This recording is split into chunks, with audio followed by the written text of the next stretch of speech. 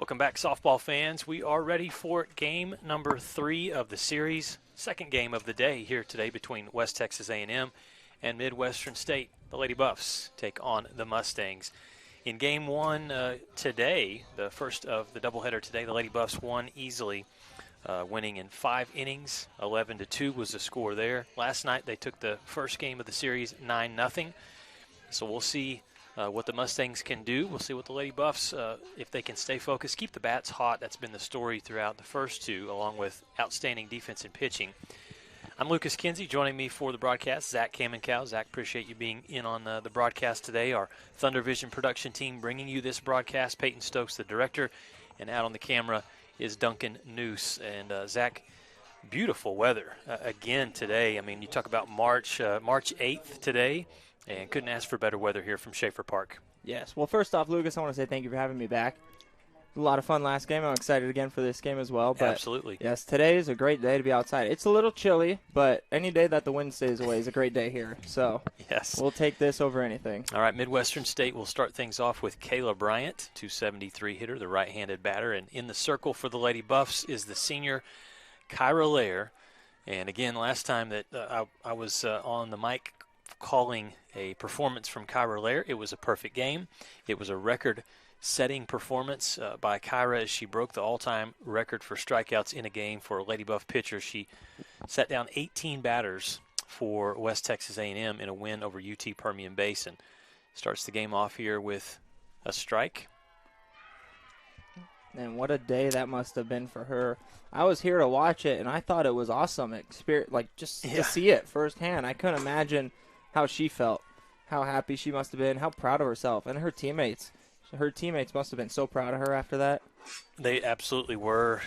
Zach, we'll see the 0-2 pitch here from Lair on Bryant, and that one misses up high. I think one of the things that played a big factor in just the emotions after that game for her is Kyra's story in terms of her rehab, the knee issues that she has had over the last couple seasons, and how hard she's had to work to get back into this position. And she's having an outstanding season for the Lady Buffs this year. 4-1 record through 32.2 innings pitched, has allowed 19 hits, only 9 earned runs, has walked 13 while striking out 37 batters.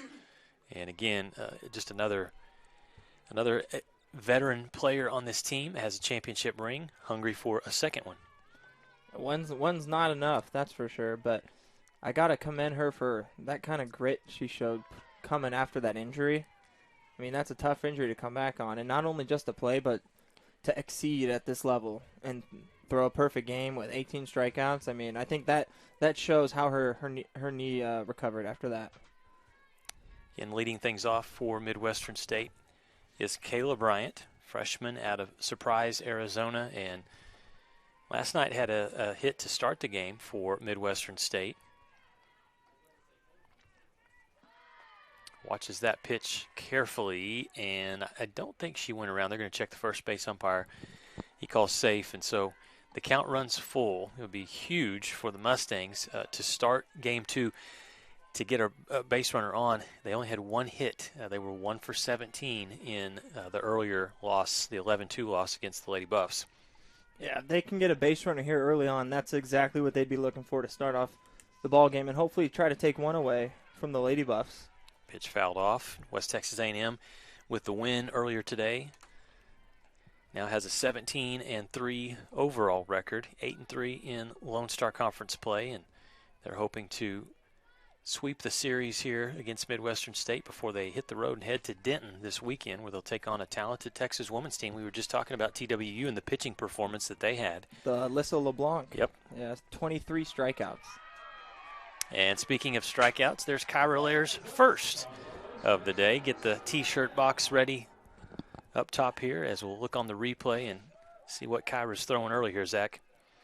The theme of today has been T-shirts, I will say. A lot of T-shirts being flown around here. Kyra starting off early, though, doing what she does best. So quickly one away here in the top of the first inning. And next up for Midwestern State, right fielder Allie Monroe.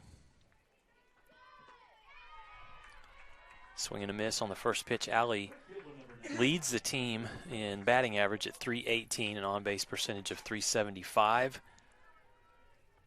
If you're a Mustang fan, you want to see, again, a hot start. They need to get some momentum early in this game. Well, and that'll help them right there. Some toughness shown there by Monroe. Hit by pitch. Doesn't flinch. Heads down to first base. And also, that was a really good at-bat by Brian. I know she struck out, but still, she was taking some good pitches. She saw a lot of pitches. And typically, as a leadoff hitter, that's what you want to do. You want to see as many pitches as you can so those hitters behind you can get a good idea of what's coming up. Yeah, she forced 9 pitches from Lair before the strikeout. So a runner on, 1 out. And next up for MSU, number 25, Sydney Shimkus. What a catch by Diana Murtha. She lunges out in foul territory. Slow to get up here. She is hopefully okay. Put your body on the line.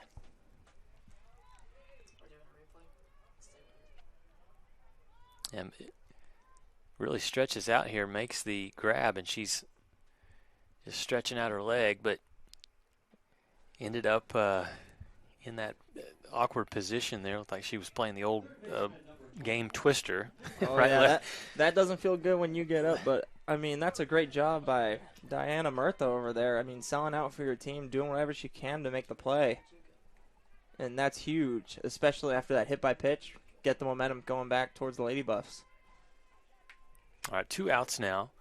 Still a runner on first, Monroe, with the batter Megan Shannon up to the plate, 125 hitter on the season. Hits .200 average with 2 outs, and that's what she has right now with 1 ball, no strikes.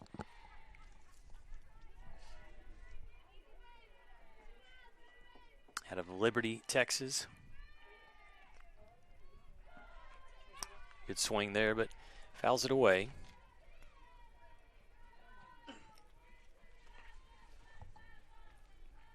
Looking at the Lone Star Conference scoreboard, some updates.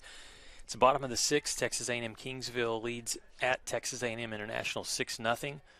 Earlier today, a final UT Permian Basin suffers a loss as UT Tyler wins 11-3. Lubbock Christian leading Eastern New Mexico 4-0 after 4 innings. They're going to check first base again, and batter did not go around. Angelo State leads Texas Woman's University, top of the 5th inning, 3-0 in that game. Those are 2 good ball teams right there. Yes, absolutely. The Lady Buffs took 3 from Angelo State, and now they got to go against the tough Texas women's team at 3rd place, too. It's never easy going on the road. 2 balls, 1 strike. Actually, now 2-2 after that pitch there. To the batter, Megan Shannon, 5'10" freshman.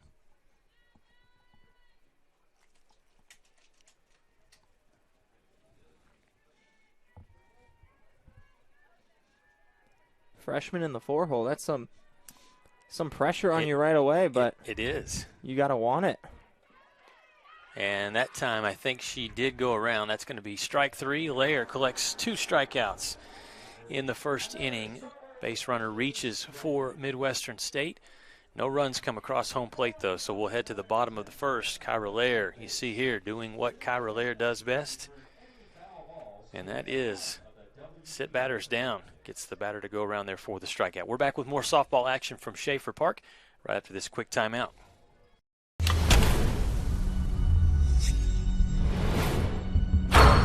This is a walk-on athlete. They train longer, put their heart into the game. This is the passion we're built on. It's why we put our heart into creating game day with a taste of Louisiana.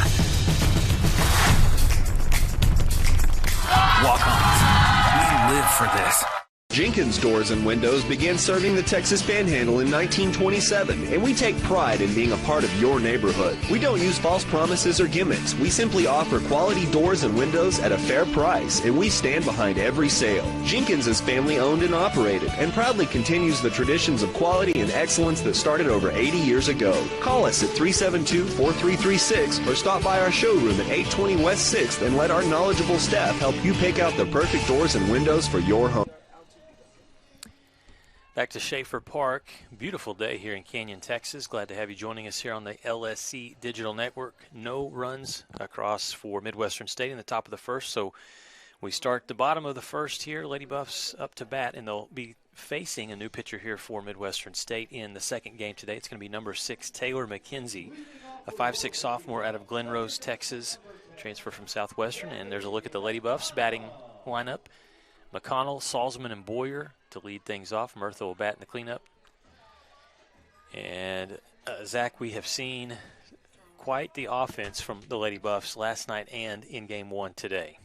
Well, they are known to be an offensive team, that's for sure, and they're hoping to keep things going in this game as well, as well as the rest of this weekend as well.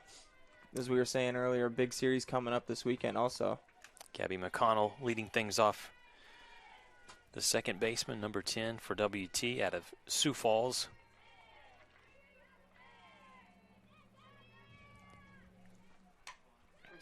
Good contact, knocked down.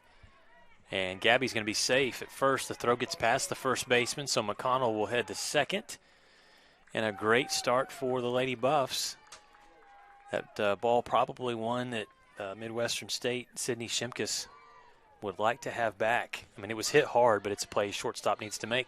Right, and that seemed to be a thing last game, those free bases. I mean, the Lady Buffs were given 10 walks. That's 10 free bases, and there's another one right there for McConnell to lead it off here for the Lady Buffs. And now that brings up Ruby Salzman.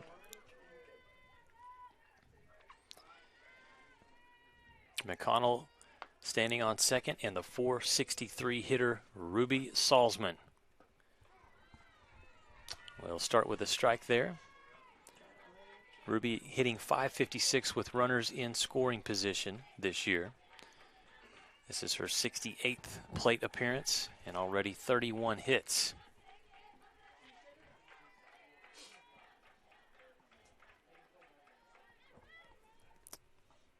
Taylor McKenzie gets Ruby to foul that one right, or hit that one right back to her. So a good play there for Midwestern State.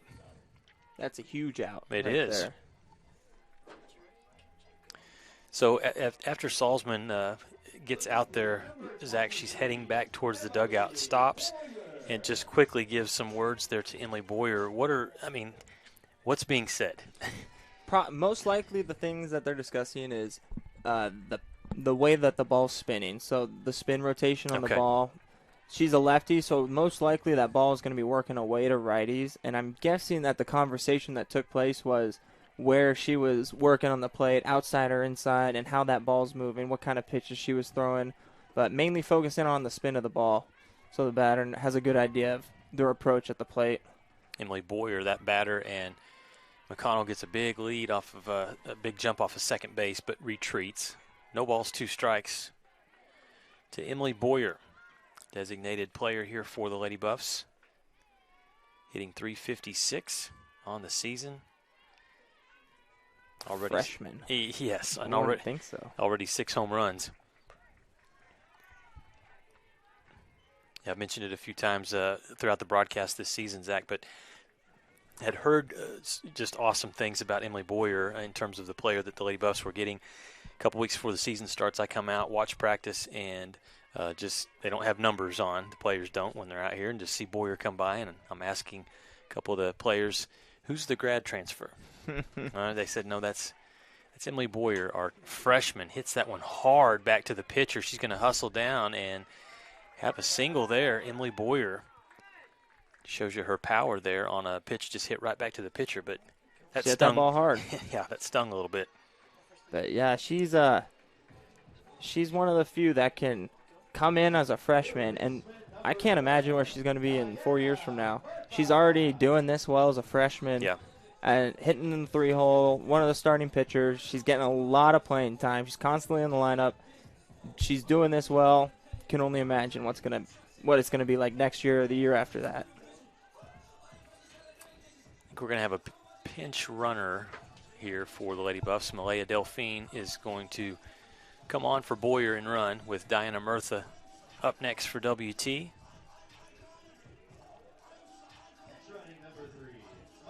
And Midwestern State huddled up their infield right now, discussing things in a big spot here. One out, runners on the corners. And I think right now you have to put your attention to Diana Murtha. Delphine is most likely going to try to take second base, but don't get cute here, right? I would imagine that she's going to be moving because you get a hitter like Murtha up, you want as many runners as you can in scoring position. And they're going to try to move Delphine to second base sometime during this at-bat. I would imagine it'd be sooner rather than later, though. Delphine starts to go. There she goes. Yeah, and they throw it, and that's exactly what we just said, Zach, is don't get cute. And not that was being cute. That was just a mistake that was made. Right, free bases. And the Lady Buffs are taking full advantage. See it there, Delphine. Just slowly going to over to second, almost trying to draw the throw. Baiting, it seems yeah, like. Go ahead and throw it. Right. Because even if you get her out, you're still scoring the run. Seems like they're putting the pressure on. Ball hit to shortstop. This time, Shimkin is able to make a nice play for the throw over Shimkus for the out at first base. And she hits that ball right there with Delphine at first. That's a double play ball, and the inning ends with no runs scored. You're right. So that's a huge play by Delphine to try to take second right there, and McConnell being able to score. Take advantage of those mistakes being made. Delphine moves over to third base, and Madison Johnson steps into the box. 2 outs. Lady Buffs already with a run, leading 1-0, bottom of the first. And a good pitch thrown for strike one from Taylor McKenzie, the lefty. And Zach, we were watching her warm up, and you liked what she was throwing. I mean, just the motion from the left-handed pitcher. Absolutely. It seems like her ball's moving a lot, and that's what it does seem to be doing from this angle. But that's not gonna put too much stoppage on the Lady Buff bats. That's for sure. There's another good pitch in for a strike. So ahead in the count now. McKenzie, no balls, 2 strikes. Again, the sophomore from Glen Rose, Texas.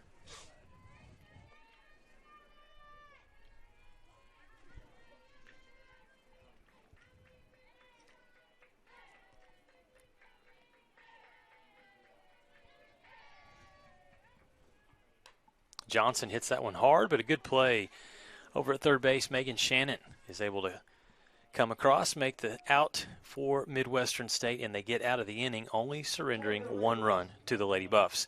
We'll head to the top of the second. West Texas A&M leading 1-0 over Midwestern State here from Schaefer Park.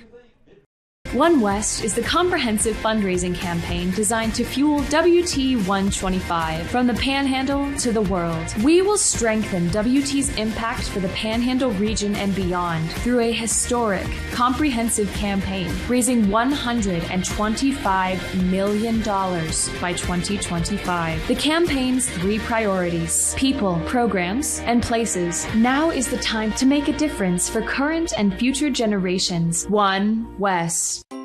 When you choose natural gas, chocolate chip cookies get a little tastier. Homes get a little cozier. Bank accounts tend to put on some weight. Towels get fluffier. Showers stay hotter for longer. And our blue planet gets a little greener. When it comes to choosing energy that's clean and efficient, nothing else could be more American. Atmos Energy, your natural gas company. Welcome back to Canyon, Texas, here at Schaefer Park. Lady Buffs score 1 run in the bottom of the first inning, and that one really kind of after a mistake from Midwestern State on a throw down to second base. Runner was at third and was able to score. But, Zach, for Midwestern State, just one run scores, and so now you see, can their offense generate something? That's what seems to be their big need from these past couple games so far here in Canyon is the lack of offense. And now they got Mackenzie. She's on the mound. She's going to hopefully hold the Lady Buffs to this one run for as long as she can. She just needs that offense to help pick her up behind her. Right, this is Lexi Mills in the box for the Mustangs. That spinning pitch just missing from Kyra Lair, so it's 1-1. Mills, a 5'10 junior out of Center Point, Texas, exercise physiology major, a LSC Commissioner Honor Roll recipient in the fall. Always more good, impressive stats to have on the academic side as well. That's right. This time Lair tries the outside with a fastball and just misses, so it's 2-1.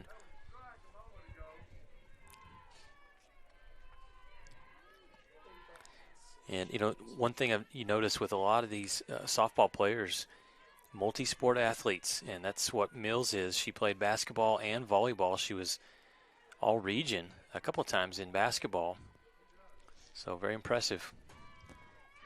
Swing and a miss there to even up the count at 2-2.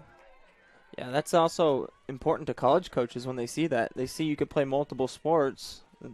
That just shows off your athleticism even more. So it's always good to have on that resume to play as much sports as you can.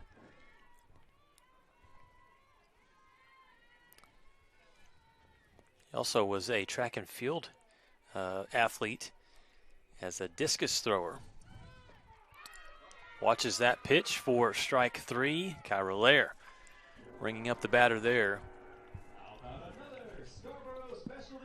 And again, if you're Midwestern State, I know that their head coach, Brittany Talley, at this point, after seeing the last game and only one hit with 17 batters coming to plate, she wants her team swinging the bat. Yeah, she wants them going out there attacking. The last couple games they've kind of been the ones getting attacked in the batter's box. The Lady Buff pitchers have really been dominating out there. Now the Mustangs are hoping that it's their turn. It's easier for me to say from up here. I'm not facing Kyra Lair down there, but again, Midwestern State, you want to generate offense, you got to swing the bat when the pitch is in there, and that one is in for strike 1. To the next batter, left fielder Peyton Griffin. She is a fifth-year senior out of Sherman, Texas, transfer a couple years ago from Murray State.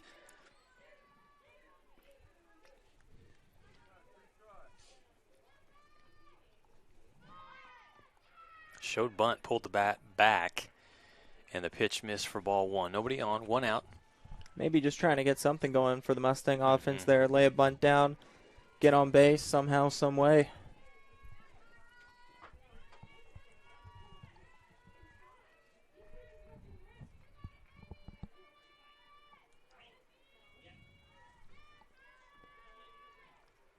A 1-1 delivery from Kyra Lair. And it missed up. Defensively for the Lady Buff, Cheyenne Sanchez, the catcher. Over at first base, Valforte. McConnell at second. Madison Johnson at shortstop. Murtha at third. And then the outfield from left to right, Rufus, Salzman, and Guzman.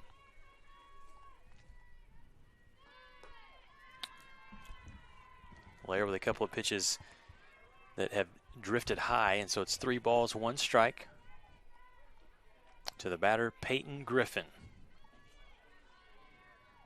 A 167 hitter this year, has 5 hits in this her 31st at-bat. Swing and a miss, good comeback there from Lair.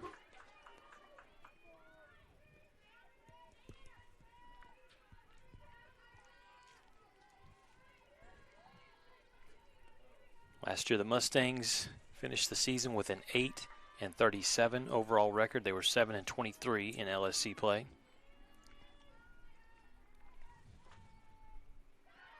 Wow.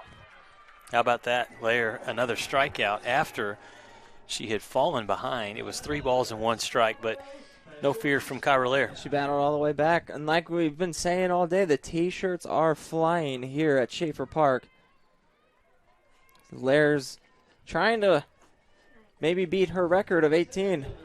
That shows you the competitor that Kyra is, and also just the experience to not let it bother her. You know, you're down 3-1, so what? Come back, throw 2 strikes, sit down the batter, and there's 2 outs now. That's right.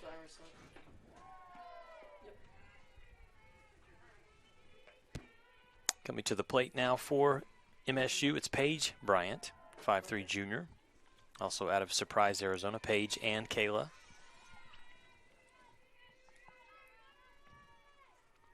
Paige, a 5'3" junior. Makes contact at the last second, fouls it off, and the count evens at 1-1. I think that's the approach that the Mustangs are trying to take more against Kyra Lair's swinging at that first pitch strike they get. As she was, she went and attacked that pitch right there, was over the plate, and she wasn't watching it go by. She wanted it.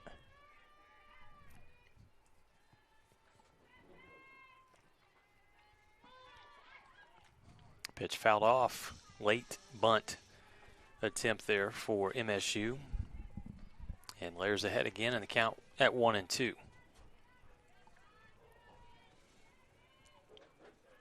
Again, on the season this year, Kyra, 4 wins, 1 loss. The 1 loss coming last weekend against UT Tyler. And Kyra has 41 strikeouts. She now has 42 strikeouts because she freezes the batter. And again, defensively, the Lady Buffs love that when Kyra's throwing the way she is. Makes life easy. Yeah, they might be bored out there, but I'm sure they're not complaining at all. West Texas A&M will head to the bottom of the 2nd inning. Score 1-0. Lady Buffs lead. We're back after this on the LSC Digital Network.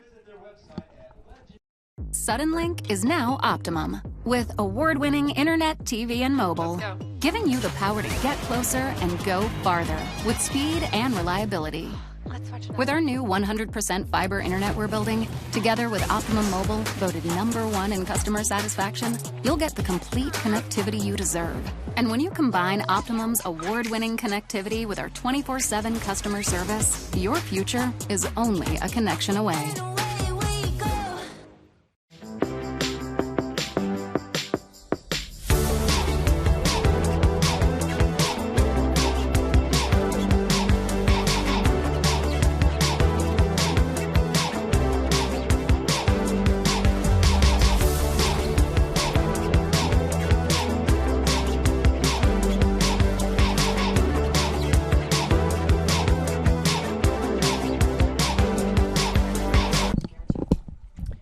Welcome back to Schaefer Park as the Lady Buffs will start this bottom of the 2nd inning. Gabby Valforte will come to the box. Lucas Kinsey alongside Zach, Cam, and Cal. Glad to have you with us today and getting some good insight here from Zach. Glad to be here. Yep, a lot of fun. And again, you get a day like today. The weather, mentioned it a lot, but it is really nice. You come out to Schaefer Park, have a good time. The fans enjoying it for a Wednesday afternoon. And right now WT trying to, we said at the end of the first game today, Zach, they won 11-2, but it didn't mean that the next one was going to be easy. No, and they're starting to see that here is they didn't really have too much going on for them there in the bottom of the first. They took advantage of a mistake made by the Mustangs, and the Lady Buffs were able to score a run that way, but they didn't have any hits. They got on base by a walk and an error, I believe. 2 balls and no strikes here to Valforte, who on the season right now hitting .211, 8 hits, and what is her 39th plate appearance right now. Good contact over to third base. Shannon can't handle it, and Valforte scoots down to first base. She's safe. Yeah, that's a tough play for the third baseman right there, but she did all she could, and Valforte was gunning down the line. She wanted to make sure she got that hit.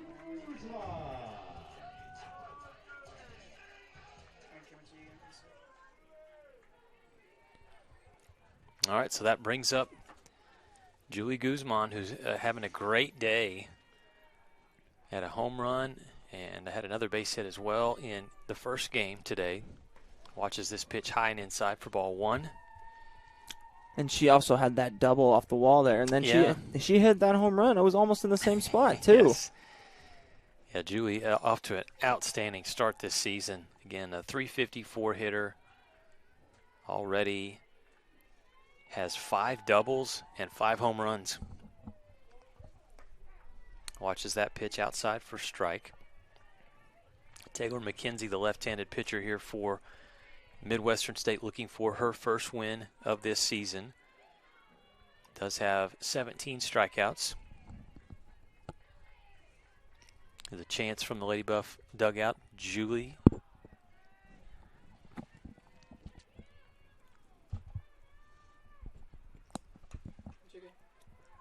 Side spinning ball hit up in the air, and an easy play for the second baseman, Kayla Bryant, for an out. And Valforte has to stay right where she is over on first base. You said we got the chance from the Lady Buffs. Julie. Yeah, we also got the rally caps still too. Yeah. Oh yeah, the chants are always good here. They do some good jobs over there. How much practice, Zach, goes into that, do you think? You know, I've always wondered that. Like, there's no way they just make them up on game day and go with it. Because there's a theme to a lot of them. They're situational. Here's the first pitch. And they're full on choreographed. They got the dance moves down. Yep. I wouldn't be surprised if maybe that's what they do on the bus for road trips.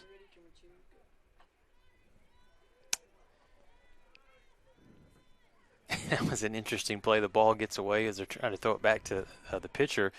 And Gabby Valforte reaches out, just being nice, right? I'm just going to grab the ball here, but be careful, right? You don't want to get off the bag. And yeah, it could be a little scary doing that sometimes. I don't know. This pitch hit hard by Cheyenne Sanchez, but not hard enough. Left fielder will camp underneath and make the play. Give that one to Peyton Griffin as she makes the catch for out number 2. And again, you know, Valforte gets on base to start the inning, but give a lot of credit here to Taylor McKenzie. She's battled back. She's gotten 2 Lady Buff hitters out.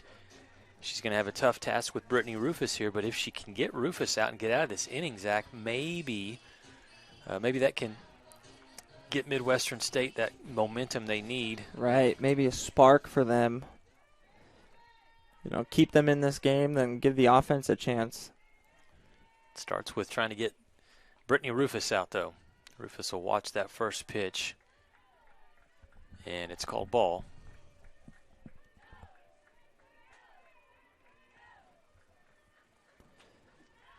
And I'm sure McKenzie, with the outcomes of the last 2 games, is really trying to do whatever she can to change that outcome here in this game. That one's fouled off, and so it'll even the count at 1-1. 2 outs here in the bottom of the second inning. Defensively, good work by the pitcher, Taylor McKenzie. Just 1 run so far. Look at the Lady Buffs and what they've been able to do in the first 2 games of this series. Last night they win 9-0. And then in the first game today, they put up 11 runs, winning 11-2. That one right back to first base. Good reflexes and the play made by Mills. So 3 outs for MSU. The Lady Buffs in the inning. No runs, no hits, and they did charge an error defensively to MSU. Our score 1-0 as we head to the top of the third. When we come back, Midwestern State will have Brennick, Luna, and Bryant up to bat.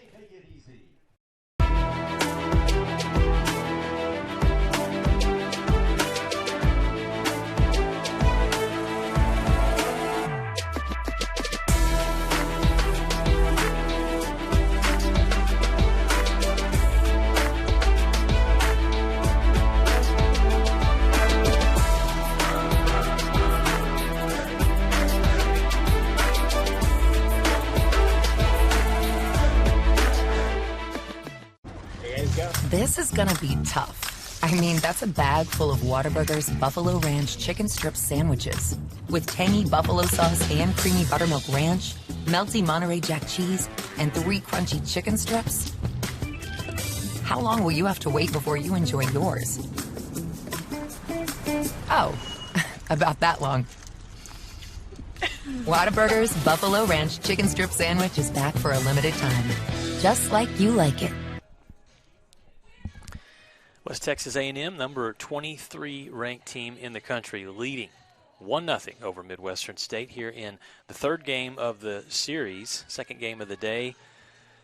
Zach, right now, Midwestern State getting the job done defensively. They don't allow any runs there in the bottom of the second. And I know we've said it probably too many times for Mustang fans who are watching and listening, but it's just the truth. The Bats have not come alive to this point. They have not, but Mackenzie out in the circle, she's really dealing, and she's doing whatever she can. She's really getting after it out there. She wants this Mustang offense to come alive, and I'm sure so do the rest of the Mustangs, but they got a tough Kyra Lair in the circle they got to deal with. It's going to start with Bailey Brennick, the senior from Flower Mound. Due up first here for Midwestern State. Watches the first pitch inside, ball 1.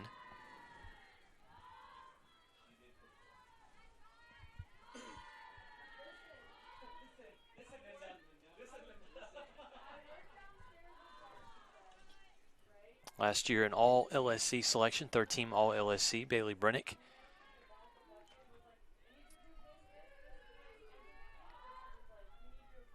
And in her really been a impact player for Midwestern State since getting on campus there in Wichita Falls. Played 22 games in her freshman season and then 41 games her sophomore year. Going to take a swing and miss there. 2 balls, 1 strike.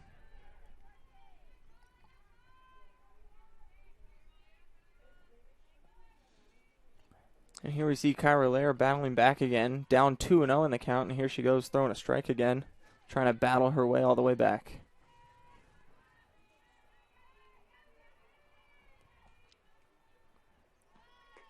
Pitch misses up high. Brennick in high school, mentioned she played at Flower Mound.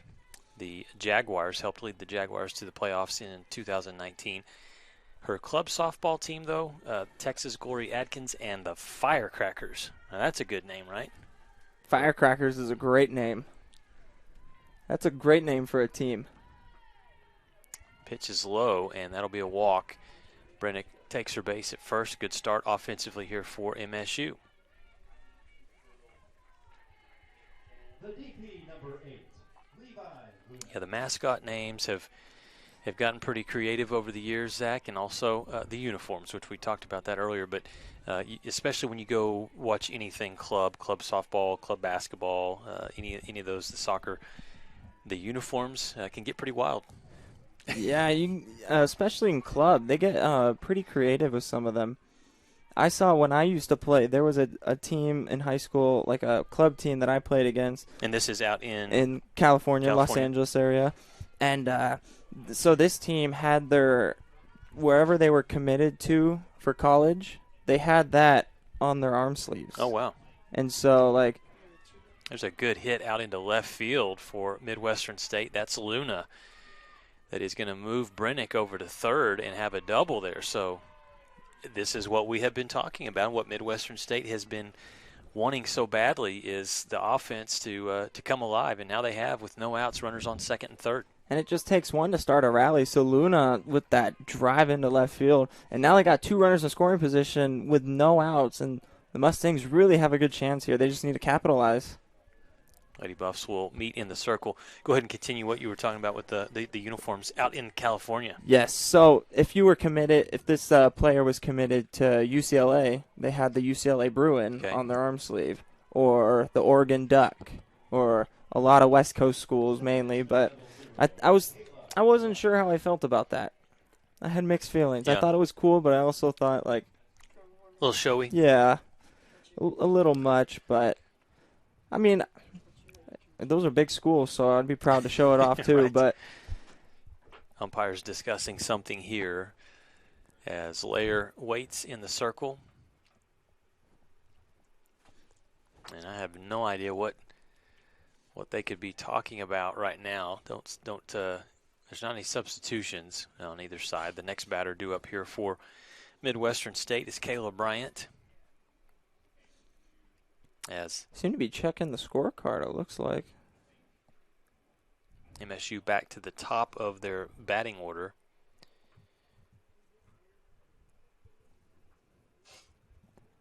This is where we need the umpires to be mic'd up, right? Yes. That would make it a lot easier for us. Oh, they're back to the action here as Bryant steps in, and some work for Kyra Lair. No outs here in the top of the third inning. First pitch to Bryant is in for a strike. You look out and you can see Kyra Lair smiling. Again, she's been in so many pressure situations that right now she's... she was at the highest stage, that national championship game, and she was the starting pitcher. I don't think it gets more pressure than that. No. Well, and just like most sports are, Zach, this in the pitcher of maybe any position out on the field, you got to dial in. It's a mental game, and Kyra Lair is certainly a player that is very tough upstairs. Right. No, as the pitcher, you're controlling how fast, like, sort of the pace of the game is moving, and so everyone's really looking at you and kind of going off your energy that you give. Batter pops this one up. Bryant does. Rufus comes all the way up nearly into the infield to make that catch for out number one, and Midwestern State has to hold the runners. So a good job from Lair. There's one away, and for Midwestern State, Allie Monroe up next. And MSU, again, this is a spot, they're only down by one run, but to me this is critical that they get a run across the plate here with what they have set up.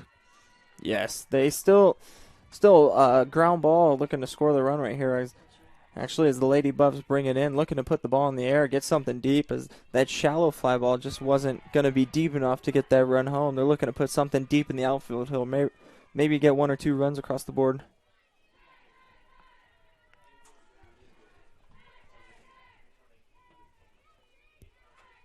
See, the infield's playing in here for the Lady Buffs, as they're really trying to keep the Mustangs off the board. They don't want them getting any sort of momentum here. Another good pitch from Lair inside. Fastball, strike 2.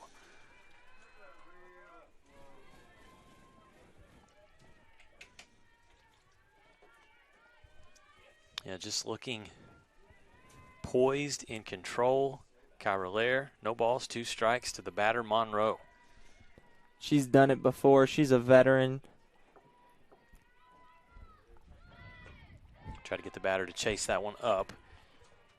Count runs 1 and 2. Monroe, the right fielder, a .318 hitter, 14 hits on the season, 2 home runs, 5 doubles, and with runners in scoring position, hitting .357. She needs to come up big here for the Mustangs. There's 2 strikes on her. Lair missed on that pitch. Count evens at 2 and 2. Still got a base open to work with. Do you think there's any thought of pitching around her here? Yeah, I think the way things have gone this weekend, I think that they're going to just go ahead and pitch to Monroe. We'll see. Go right after her. Yeah, 2 and 2, and they do, and that's why, because Kyra Lair, no fear. Again, now the tables have turned, and a little bit of pressure is on the offensive team now, Zach, still with runners on second and third. Right. They were given the opportunity, and Kyra Lair is not going to let them take it easy. The Mustangs are really going to have to work for it, and right now Kyra Lair is doing what she needs to do. Yeah, this is like the head start in the race. You let somebody go ahead, get the head start. Now we're going to catch up. And right. 2 outs. The next batter up is Shimkus, number 25, the shortstop.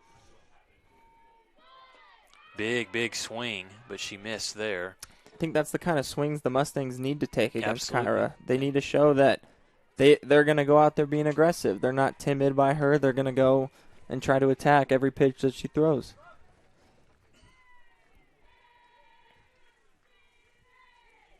Offensively, a slow start for both these teams. Each side just one hit, 1 for 9 MSU, 1 for 9 Lady Buffs.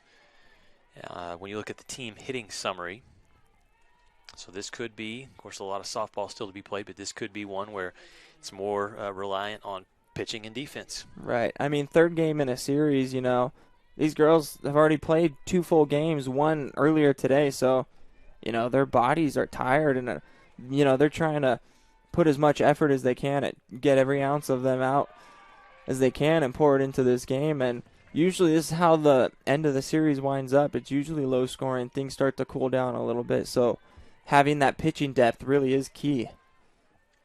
Kyra Lair after that pitch now in control. 1 ball, 2 strikes to Sydney Shimkus. Trying to get out of this inning. And she did it again. Strikeout for Lair, the 7th of the game in the inning. Midwestern State is, unfortunately for the Mustangs, no runs are going to come across. 1 hit, no errors, and they leave 2 runners stranded on base as Kyra Lair gets the job done. No score for MSU. Lady Buffs lead 1-0 as we move to the bottom of the 3rd right after these messages. Suddenlink is now Optimum, with award-winning internet, TV, and mobile, giving you the power to get closer and go farther with speed and reliability. With our new 100% fiber internet we're building, together with Optimum Mobile, voted #1 in customer satisfaction, you'll get the complete connectivity you deserve. And when you combine Optimum's award-winning connectivity with our 24/7 customer service, your future is only a connection away.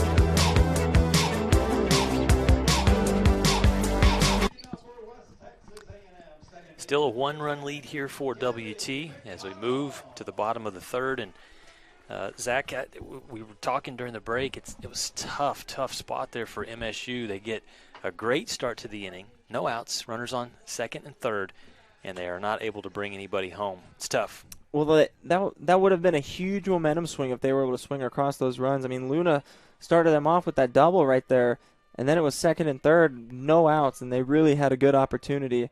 But fortunately for the Lady Buffs, Kyra Lair was able to come in and just dominate and get those last 2 strikeouts. And, I mean, that takes a lot out of the Mustangs, but Mackenzie's going back out there, and she's going to do whatever she can to get that momentum back on the Mustang side. Taylor McKenzie, the sophomore pitcher, performing well so far in this game through 2 innings of work and now into her 3rd, has allowed only 1 hit. Gabby McConnell back up here for West Texas A&M. McConnell reached off of an error in her first at-bat.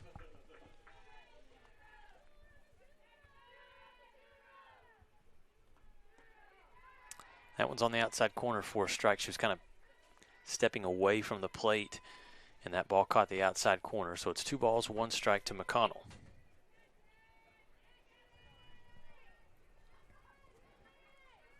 McConnell probably trying to get something going for the Lady Buffs here, too, as they really haven't been as dominant offensively as they've shown the past 2 games. Again, trying to catch that outside corner, but this time missing. 3 balls, 1 strike to McConnell. And again, this is important here. You don't want McConnell reaching, especially off of 4 balls, because she'll be on first. There'll be no outs, and Ruby Salzman will be the next batter coming up for West Texas A&M. Yeah, the Mustangs right now are really trying not to beat themselves seems to be what they need to do. And a great play by the pitcher, Taylor McKenzie, with that off-speed pitch. Kind of hits the end of the bat there from McConnell and lightly goes back into the glove of the pitcher. Yep, just right on casually put that glove up. And she's like, thank you, next.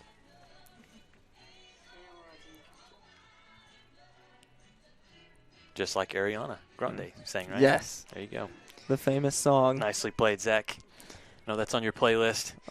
Oh, absolutely it is. It's on my workout playlist. There you go. Ruby Salzman, the next batter in for the Lady Buffs. And Ruby will watch that first pitch in for a strike. A good rhythm being shown here by the pitcher for Midwestern State, Taylor McKenzie. Yeah, she's looking like she's settled in out there. She's got good confidence in her body language out there, walking around the mound after she throws the first pitch strike over to Salzman there.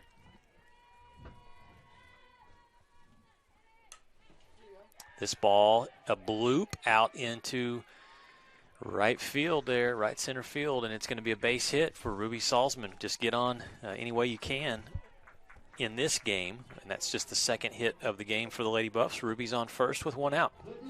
Yeah, that seems to be the Lady Buffs really haven't shown offensively this game what they did the past two games, and with that being only their second hit, it's almost a completely different ball game than what we've seen so far from this series.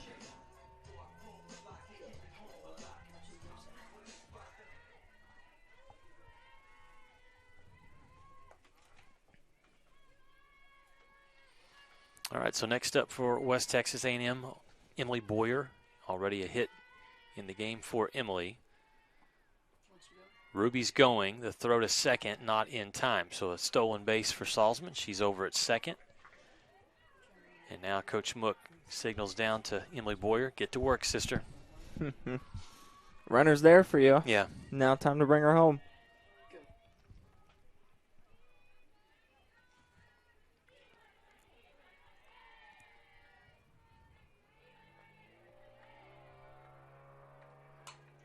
And she does go to work, hammering this ball out into right center field. That'll drive Salzman home. The outfielder's having a hard time gathering in the ball as it ricochets off the fence. And there's Emily Boyer with a RBI double. I mean, she hits the ball, Zach, often. And if you just close your eyes and listen to the contact, you can tell she is hitting it hard. It's a different sound off that bat for sure. She smoked that ball. I mean, that got past the second baseman before she can even take a step to it. But that's exactly why Salzman took second there. And now it's Murtha's turn to bring home Boyer from second base. Add to the Lady Buff total here. Murtha grounded out to shortstop in her first plate appearance in the first inning. Going to watch that first pitch high for ball one. Diana, 356. I mean, that's what you have, with this lineup for WT. McConnell leads things off, hitting 268, and then you go Salzman, 464, Boyer, 377, Murtha, 356. A lot of really good hitters sprinkled throughout this batting lineup for West Texas A&M. There's not really a soft spot in that lineup. Murtha hits it hard. Second baseman knocks it down, and that will be an out. Way to stay with it over there by Kayla Bryant. That was another hard hit ball, almost in the same spot. Yep. A few feet to the left, and they'd be trading places again. A couple of important things there for Midwestern. Bryant stays with it and does collect the second out, but it also kept Emily Boyer standing on second base. Absolutely. So now a pass ball doesn't score that run, rather than if Boyer made it to third base there, pass ball, another free base right there. That seems to be the theme here this past couple games so far.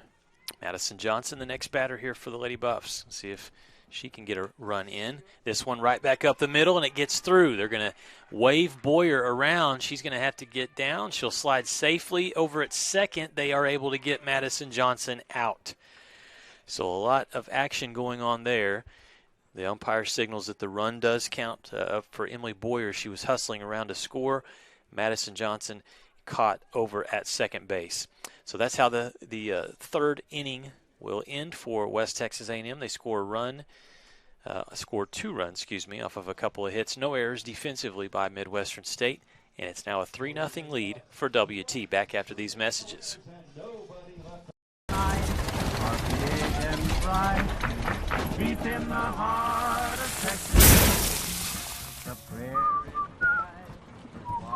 Bud Light, proudly brewed. In the heart of Texas. We are Carpet Tech, and we are family. More than carpet cleaners, we're a team. Diving right in, not afraid to invest in our work and each other. We're killing it day in and day out, never shrinking from a challenge. Our people are 1 part passion, 1 part grit, and about a zillion parts awesome. And we are always looking to add to our family. So what are you waiting for?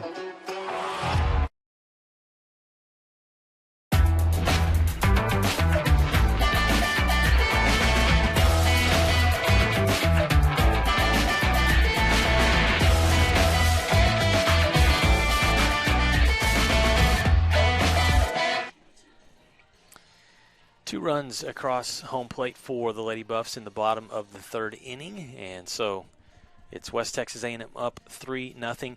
This game having a different feel right now, Zach, than what the first 2 games in the series have had, but common theme is that the Lady Buffs really not allowing much at all offensively from Midwestern State, just finding a way to get the job done defensively. Right, and those girls in the circle really have been doing everything they need to and more for the Lady Buffs, and making it real easy for the defense to work out there for them, as they limited this Mustang offense. Very minimal hits these past 3 games so far, and Kyra has really just been dominant so far in this game. So Midwestern State starts the inning with 3rd baseman Megan Shannon up to bat here for MSU. Right-handed hitter on the season, 120 average with 3 hits, scored 2 runs, has a couple of walks, has struck out 7 times this year. Her first plate appearance in the 1st inning was a strikeout, as Kyra Lair has collected 7 strikeouts in this game. There's a good pitch in for strike 1. Lair's pitch count now at 50. 7 strikeouts, 1 walk. And that is another key stat, Zach, with the WT pitchers. In the 3 games that we've seen, very clean pitching. They're not allowing too many free base runners to the Mustangs. Right, and that is a huge difference, is minimizing those mistakes. And you can see it with the difference in the run column between these 2 teams.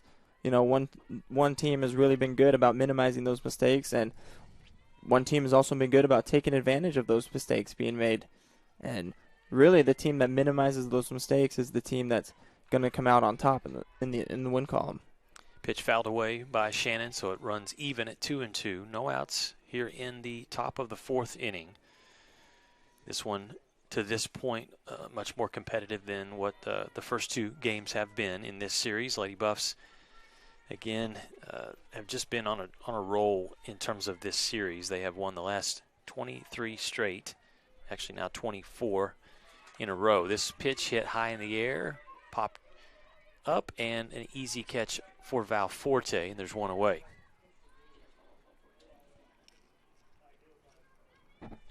The defense by Gabby. The Gabby's out there on the right side. That's right. Yeah, Gabby McConnell at 2nd and Val Forte at 3rd. Emily, another popular name on the team this year. Emily. We got Emily's. We got Rubies. We got a couple Rubies. That's right. Bet that can get a little confusing for Coach Muck.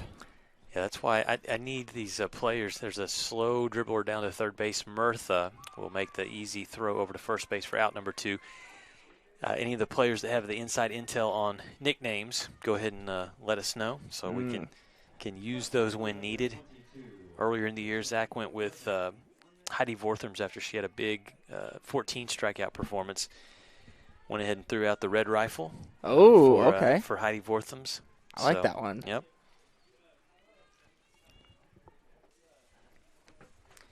Two away. Yeah, the red rifle. That's a good one. 2 away here as Peyton Griffin will step up next for Midwestern State.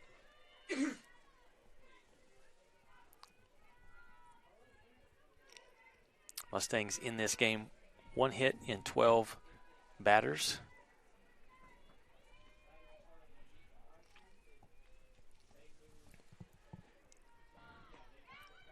Look at that placement. That was close. Layer nearly caught the inside corner, but instead it's a ball, and we're sitting at 1-1.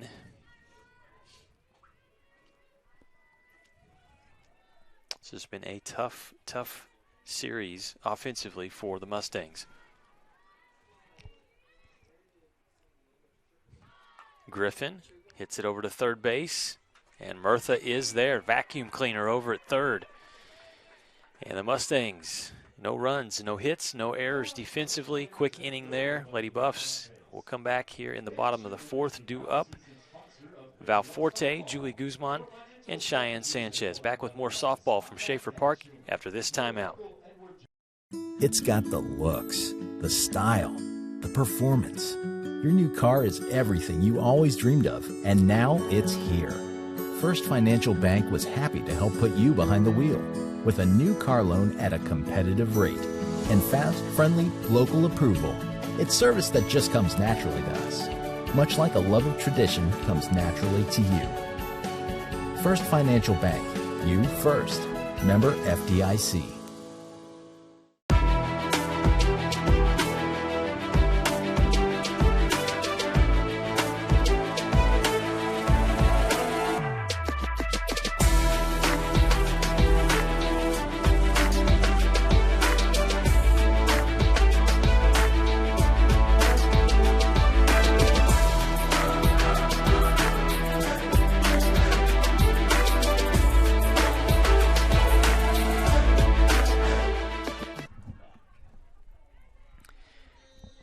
To the bottom of the fourth inning here at Schaefer Park. 3-0 lead for West Texas A&M. Lady Buffs trying to complete this series sweep over Midwestern State. Still a lot of softball to be played, though, and up first here for West Texas A&M is Gabby Valforte. And in that last inning, Zach, we have been talking, and rightfully so, about really good pitching performance from Kyra Lair, but some good defense on display as well behind her. Absolutely. I mean, those girls are making plays. Kyra, she's got 7 strikeouts for her, yeah, but those balls that are being put in play aren't the most easy plays that these girls are making, but some of them are routine, and then others, these girls are making plays for her in the circle. Yeah, good work at third base from Diana Murtha in that last inning. Midwestern State still getting a good pitching performance in this game here from Taylor McKenzie, the lefty. Has allowed 4 hits. 3 runs have come across, but only 2 of those have been earned.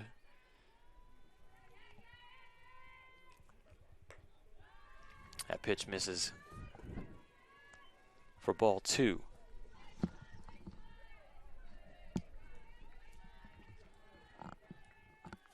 Valforte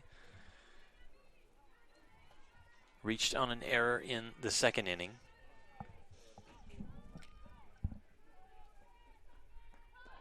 Oh, that was that tough play to the third baseman in the hole.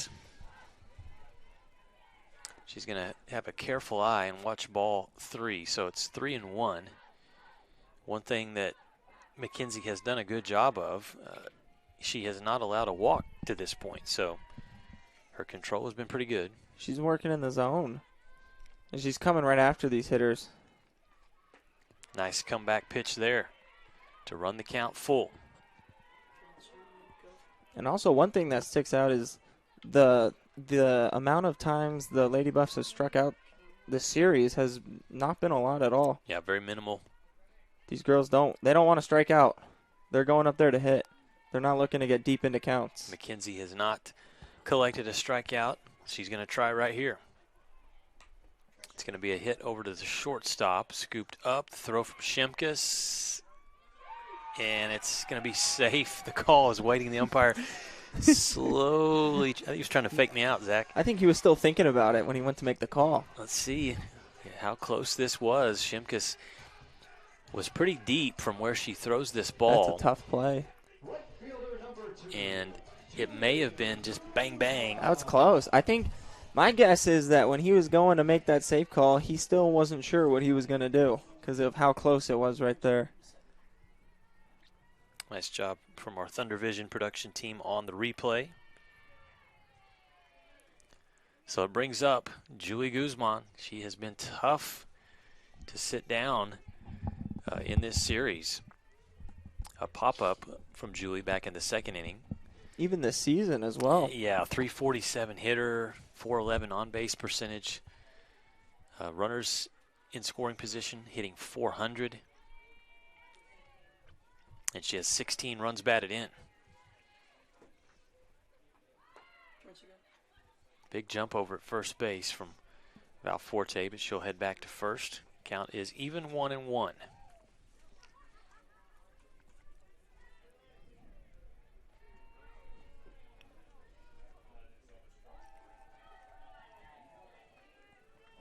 There's the Julie chant. Now, Zach, you were talking about being from California. Julie, also from the state of California. Are you familiar with, how do you say? Reseda. Reseda. Yes, I know that area. Okay. The high school she went to, it was in the same conference or league, however you want to call it. And so the high school she went to, Cleveland High School, I went to Chatsworth High School. Okay. So we played against them. So yeah, that's all my area out there. Got the nice beaches out there, in and out. Well, in looking at Julie's bio here, not surprised at all with this. She was an outstanding soccer player as well. It's always good to have that multi-sport athletes. I'm sure Coach Mook saw that, and that made it even easier for him to recruit Julie. And you can see it with Julie. Very quick, very agile, and some toughness as well. She's got that soccer. She's what out in baseball terms I call like a dirtbag almost, kind of scrappy. Yeah, like doing whatever she can to get after it and get the job done. She'll do anything, whatever it takes. Payoff pitch to Guzman, and she puts it in play. Shimkus with the throw to second. They're able to get Valforte out, and that was a huge play there. They needed that out. Guzman reaches first, and it brings up Cheyenne Sanchez next. Catcher number 18, Cheyenne Sanchez. Another player that's had a solid start for the Lady Buffs this year, Cheyenne Sanchez.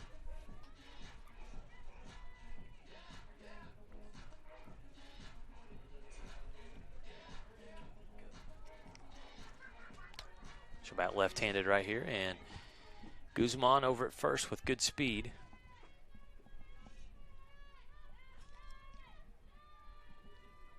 And we keep the California connection coming. Here's the Hacienda Heights player is able to bunt and reach first. Guzman, as the ball gets past the first baseman, is over to third, and the Cali girls are on first and third. How about that? Yeah, those areas aren't too far from each other either. But yeah, Cheyenne's really done a good job this year, both behind the plate and in the box for the Lady Buffs.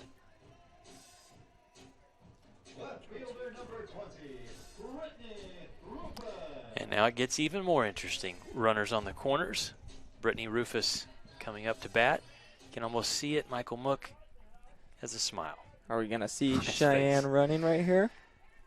I would think so. There she goes. Yep, they're going to throw it down to second, and now they're going to chase Sanchez back to first base. Guzman is going to be at third, and I think that is exactly how you have to do that. Now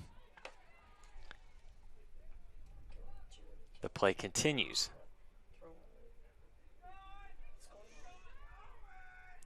Oh, and they threw it to first. First baseman drops the ball. And I see what she was trying to do there with the little quick flip, but I think it caught their first baseman by surprise right there. And there's that grin from head coach Michael Mook. Yes, goodness. Trying to cause some chaos however they can. So, Zach, I'm going to ask you this because I've seen that so many times in the last two seasons. What do you do defensively? Do you just stay on first base and literally hold the ball in your glove until the umpire says it's time to play ball? See, the hard thing is because when the ball goes in the circle, the ball's dead. But as soon as they give the ball to the pitcher, they take off again. Sure. So you said go ahead and take the base. I think at that point you just hold the ball and you just kind of play the waiting game. You try to save that run. I would hang on to that ball and just let them sit there as long as possible. Eventually, someone's going to give in. Yep. That's how I think I would go about handling that. This ball popped up, and Rufus is going to be out. Good charge in the play made by Megan Shannon from third base. Yeah, I've seen it work in favor of WT so many times that if I was going against it, I'm going to concede. I'm going to let you take second base. You're not getting a run. Right. You take second base, I'm going to get the hitter. That's how I would take that, because that's just, I mean, what happened, it was exactly what he was trying to do, was cause chaos and a mistake to happen. And that's what we saw. In a win-win for WT. Exactly. And we saw that the last time they had first and third, and I believe it was Malaya Delphine in the game before took off to second, and a bad throw led to a run.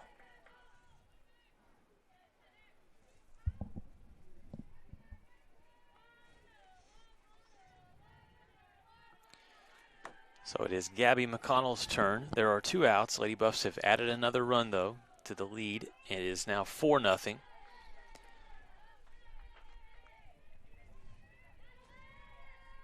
And Cheyenne Sanchez over at second base. The ball popped up, and another good play by the third baseman, Shannon. To make the third out, we'll head to the top of the 5th inning. 4-0 lead. WT over Midwestern State after some aggressive base running for the Lady Buffs in that 4th inning. We're back with more softball after this timeout. For 90 years, the Lone Star Conference has been committed to excellence. What began in 1931 as a 5-team conference has grown to 18 institutions spanning 4 states. And while membership has changed, the pursuit of athletic success and academic excellence has never wavered.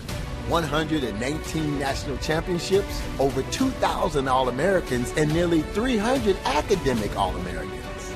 Celebrating 90 years of success, this is the Lone Star Conference.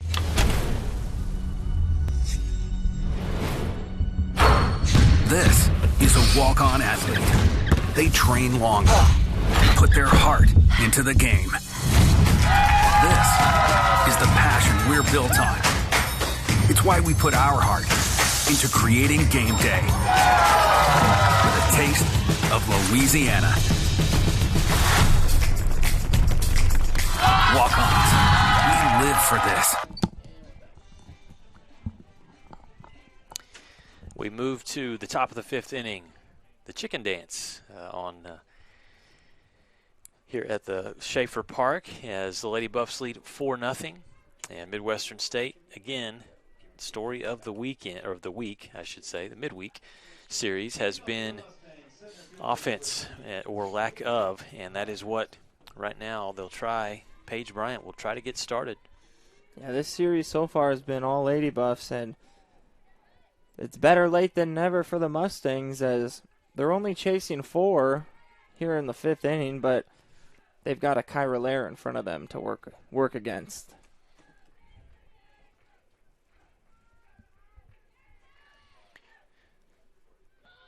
Lair's first pitch low for ball 1. Kyra now pitch count of 60 so far. 7 strikeouts, has walked just 1 batter, and has allowed only 1 hit.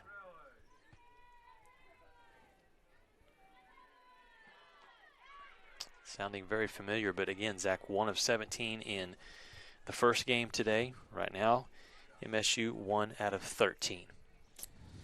Yeah, I mean, we spoke on it earlier that defense is really important to win ball games, but offense is also just as important. And I mean, you can't get any runs if you don't get on base.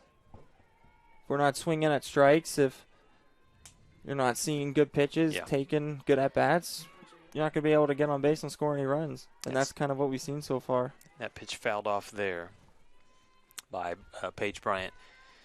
Yeah, it because again, Midwestern State has done some good things defensively in this game, but you have to find ways to produce runs, and especially when you're on the road and when you're taking on a team like WT.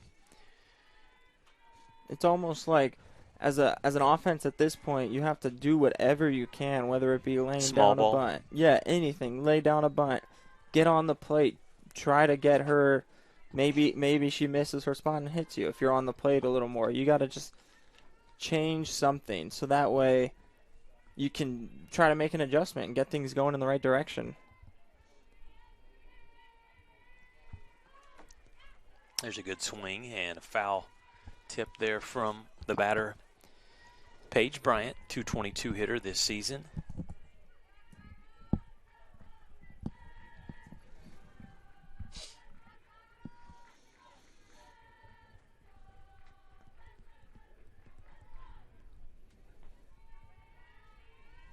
With runners in scoring position in this game, MSU has been 0 for 3, and that's been a big story. Again, the way they started it off, runners reaching second and third, no outs, and they weren't able to produce offense. Lady Buffs with runners in scoring position have been 3 of 9. Full count here to the leadoff hitter in this inning, Paige Bryant.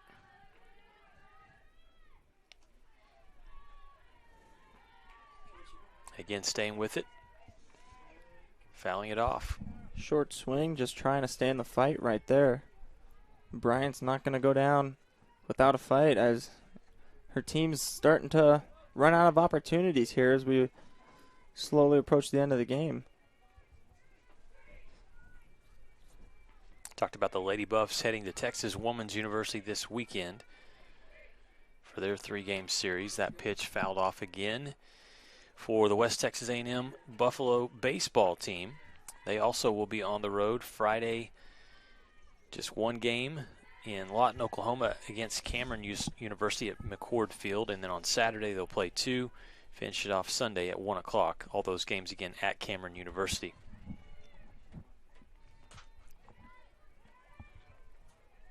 Payoff pitch here from Lair. And that's a strikeout. Inside corner, perfect placement. Paige Bryant was betting on that call going her way. It did not go her way. Instead, it's the 8th strikeout. Look at this pitch. It's a good pitch. Good job by Cheyenne to stick that too and make it look pretty for the umpire. That is what Kyra talked about a few weeks ago, Zach, when she threw the perfect game and broke the record with the 18 strikeouts. The very first thing that came out of her mouth was, man, my catcher is so good. That's that connection because they've been together for a few years now, so they've built that connection, and it's probably super easy for these two to be on the same page. I mean, with Cheyenne, most likely looks like calling her own game. She puts down that pitch. I don't see Kyra shaking very much.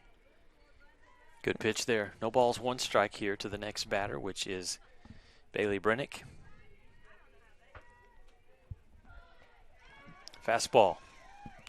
Strike 2, and now Lair looks really good here.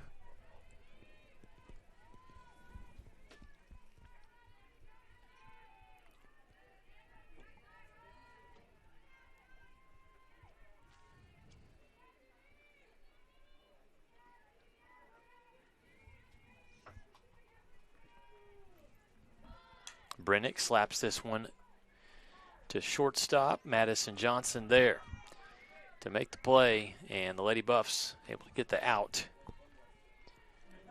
2 away.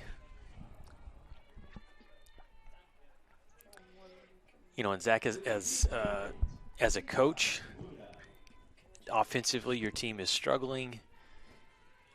What is the direction that you go? I mean, you can't put too much pressure on your team. I mean, you obviously motivate, but I think if you do too much, then it sort of becomes a knocking your team down, and that's never what you want to do. So, right. I think at this point, it's just about doing that pitch. Maybe hit the right leg there of the catcher Sanchez. She's gonna try to walk this off. That'll leave a nice bruise. Yeah. That's a good point that you're making, though. I mean, you press too hard, and then it just becomes more anxiety, I guess, for your hitters. And then you're thinking too much, and then things just when you try to put too much pressure on yourself like that, it's not gonna pan out in your favor. Just you trying to do too much, you're worrying about all these little things. Like, you got to take it one pitch at a time, you know.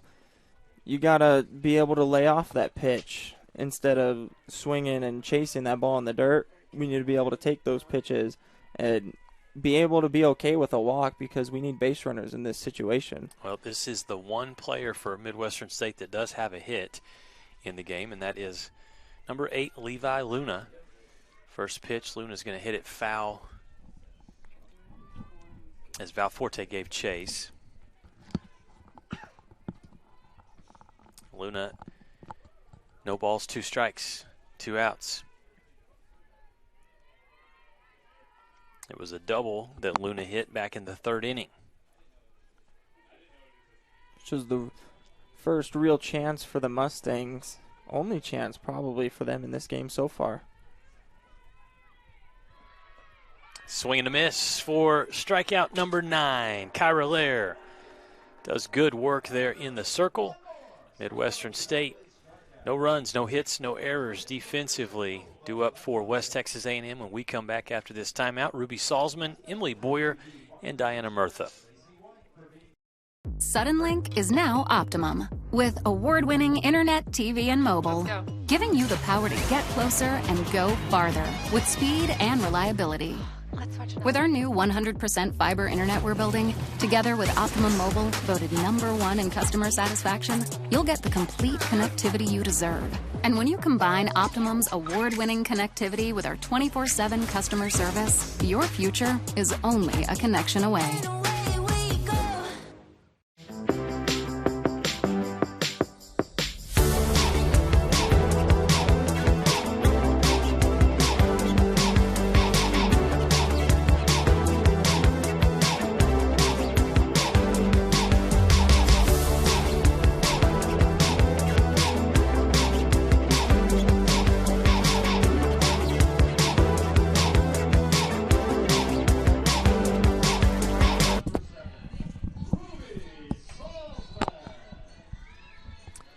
West Texas A&M as we move to the bottom of this 5th inning, leading 4-0 over Midwestern State. And leading things off, the senior All-American Ruby Salzman.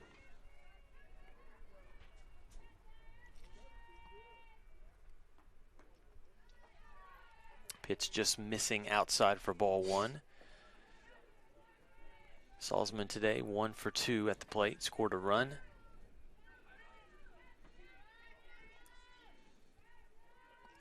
Really got that rally going there for the Buffs in that 3rd inning when they scored a couple runs there.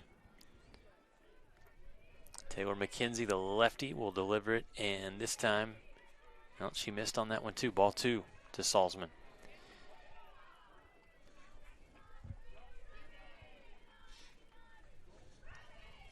And McKenzie's been doing a good job keeping Salzman off balance today, working both in and out of the plate.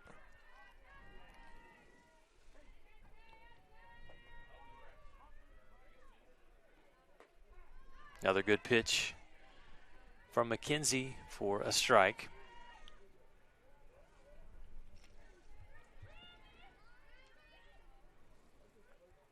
Salzman leading the team with a .464 batting average this season.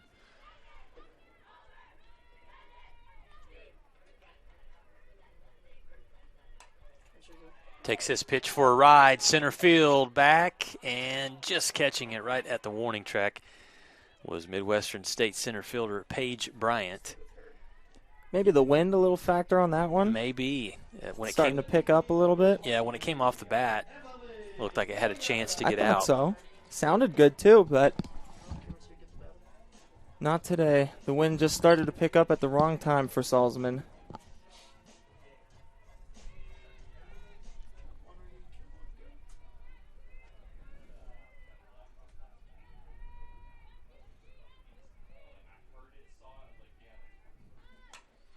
Boyer gets good contact, sends this the one Buffalo. Back. And it's an amazing catch by Bryant. Wow. Back-to-back plays by the center fielder. And, yeah, the catcher comes all the way out, Brennick, and applauds that catch. Look at this one. Take a look at this.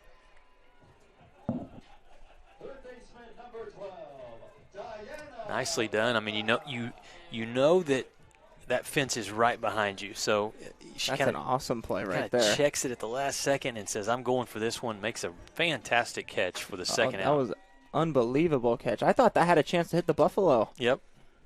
Stays in the park, though, and a good out for the Mustangs. Again, the defense has showed some really good flashes in this game.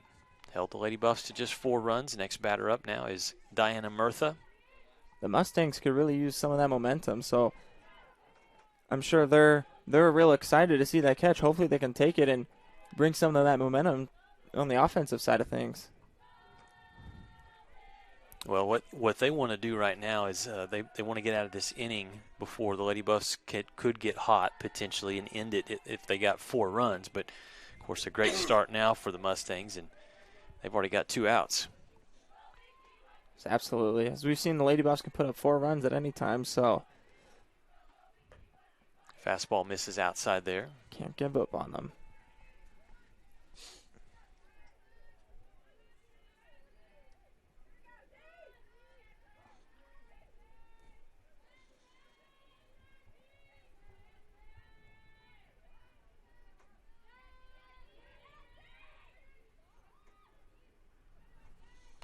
Oh, Murtha, you can kiss that ball goodbye. Diana Murtha crushes it over the left field wall, and there's 1 run to add to the board, 5-0. And just like we were talking, you can't give up on these Lady Buffs. Anyone in that lineup at any time can do exactly what Diana Murtha just did. The senior from Summerlin, Nevada. Look at this. Boom. On the batting cages.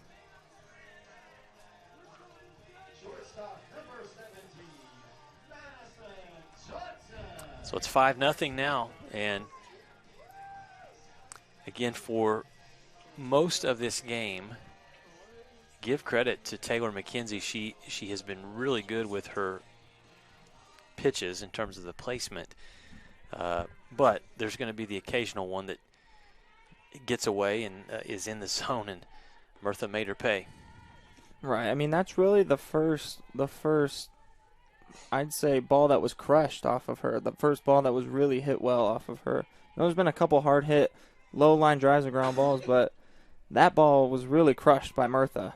And we really haven't seen that much in this game from the Lady Buffs. So Madison Johnson up next, trying to keep the 2 out. Rally going here. Launches that one in for a strike. Lady Buffs lead by 5 runs. They scored 1 run in the bottom of the first. Got 2 runs in the bottom of the third. And a run in the fourth. Murtha with the home run here in the bottom of the 5th. All slapped foul.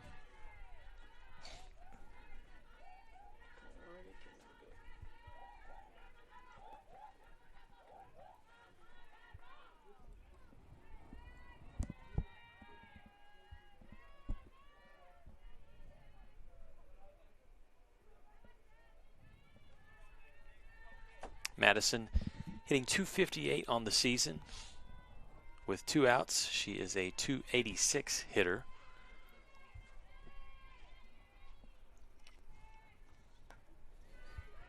And again, good plate discipline there to watch that pitch drift outside, ball 2.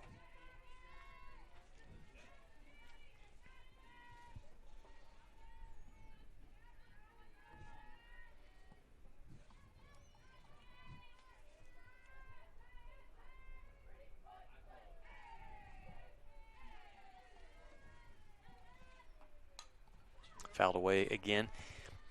Just noticing, we've talked about the crazy hats, the fun that the Lady Buffs have had during this series. I don't know what you call this one. The brown hat down there, Zach, almost has an Indiana Jones feel to it a little bit. It's a stylish hat from one of the players over there for the Lady Buffs. Oh, I see. Yeah. Yeah. Okay. 2 balls, 2 strikes, 2 outs. Madison Johnson. I'm a fan of that one. pops this ball up and coming over to make the play in foul territory. Nicely done by Megan Shannon. That'll be the third out. Mustangs get out of trouble. They do surrender 1 run thanks to a big home run blast by Diana Murtha. So the Lady Buffs will take a 5-0 lead into the 6th inning when we come back here on the Lone Star Conference Digital Network.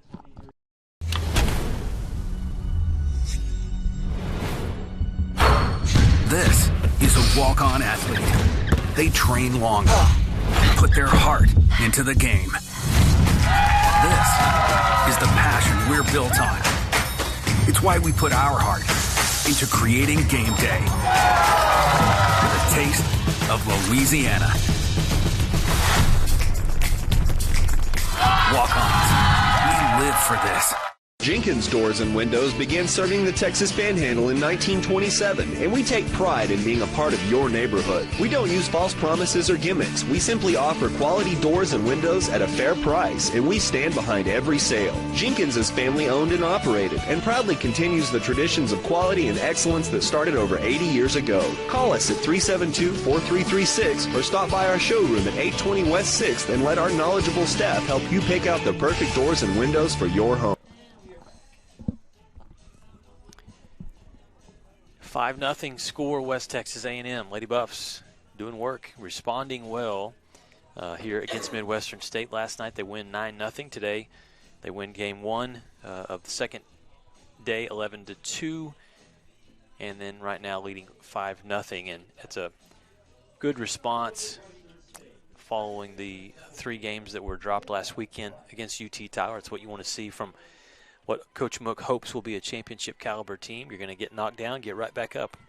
Yeah, that's right. UT Tyler's a really good team, ranked 4th in the nation by the NCAA poll. And, I mean, their place, going into that place is always a tough place to play. But, you know, they weren't blowouts by any means. They were all hard-fought games by both sides.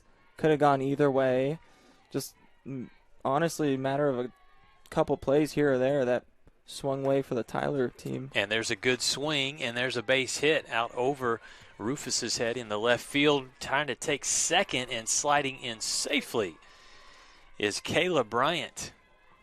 Mustang dugout kind of comes alive there, and again, a good start. That's what they need. We've seen this before from the Mustangs. A leadoff double with no outs, but now it's time for them to execute and bring that run home. This is where, if you are head coach Brittany Talley, you hope that what we see so many times in the game of softball, where it becomes contagious. You know, the next batter comes up, feels it, feels that confidence, and all of a sudden it starts to click for your team. So all it takes is, you know, bloop and a blast, as the famous saying goes. All it takes is a base runner. That's all you need. Get the rally going. Next batter up will be Allie Monroe, the 5'10 freshman out of Lawton.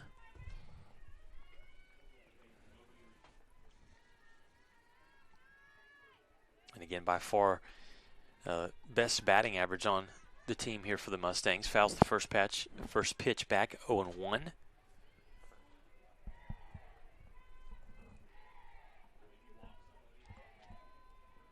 But again, the one stat that MSU is going to have to change is this runners in scoring position so far today, 0 for 3.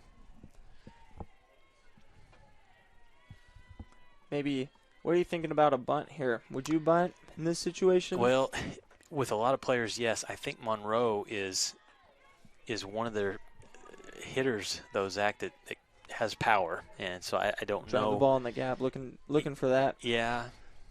I'd say so. Probably down 5 runs, not looking to play small ball too much now that you got a runner on base. Because now you don't want to give them any outs.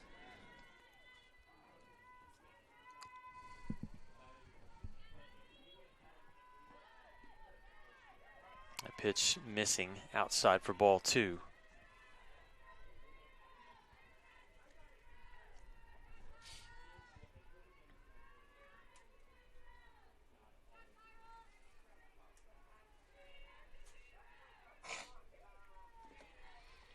Kyra Lair in the circle for the Lady Buffs has been solid today.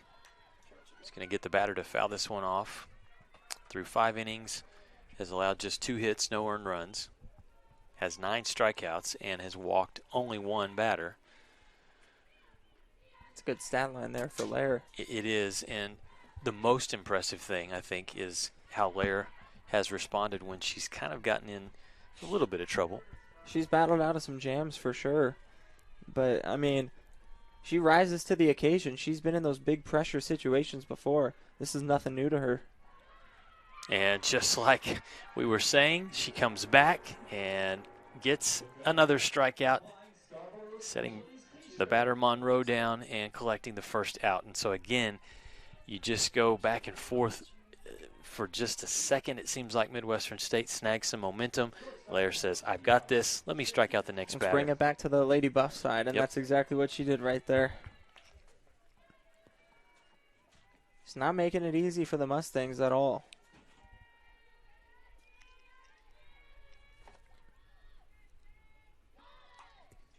Light check swing that Lair will pick up and make the throw over to first base for out number 2. They quickly get the batter Shimkus out, and there are 2 away. A runner stands on third base, though. Bryant over at third base with Megan Shannon up next for the Mustangs.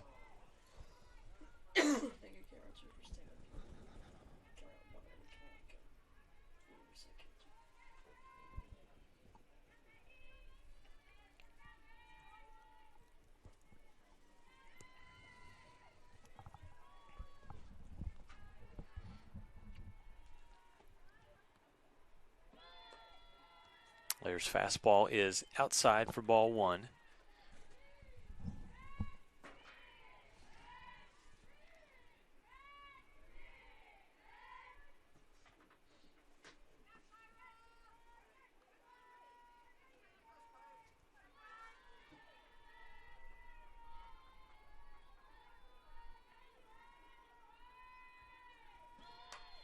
Pitch hit high in the air.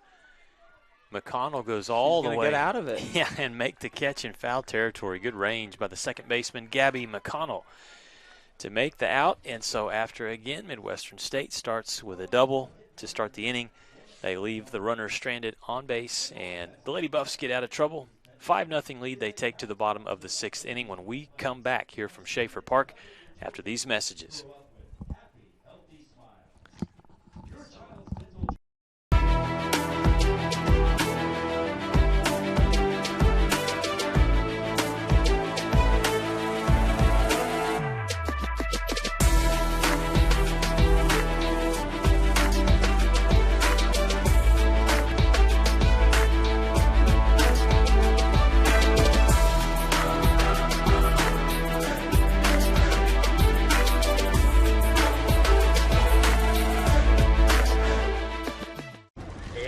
This is gonna be tough. I mean, that's a bag full of Whataburger's Buffalo Ranch chicken strip sandwiches with tangy buffalo sauce and creamy buttermilk ranch, melty Monterey Jack cheese, and 3 crunchy chicken strips.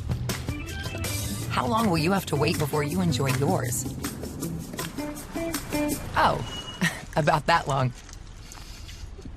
Whataburger's Buffalo Ranch chicken strip sandwich is back for a limited time, just like you like it. All right, Lady Buffs will start with Gabby Valforte up to bat in a big swing. A miss from Valforte in for a strike. Lady Buffs leading 5-0 as we start the bottom of the 6th inning.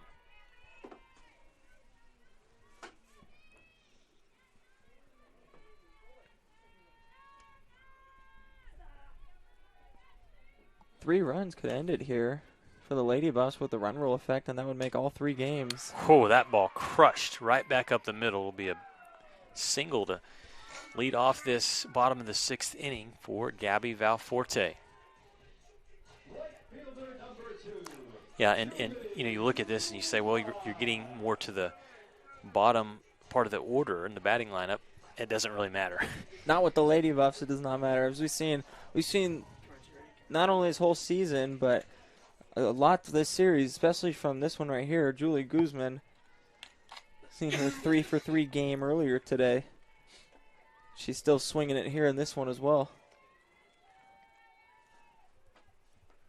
First pitch off speed in for strike 1 from Taylor McKenzie.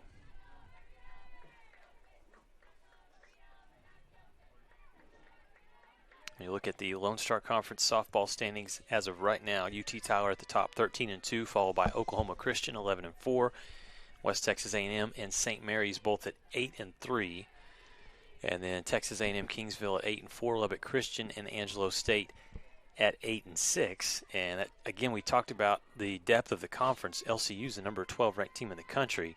They dropped 3 in a row to a hot Oklahoma Christian team, who I wouldn't be surprised if they are in the top 25. Bumped up because of that. Yeah, next week. Guzman gets this ball up into shallow right field, nice and catch. It was a great catch by second baseman Kayla Bryant for the first out of the inning. She made a basket catch similar to that one in the first game. It was I think it was in the first inning as well.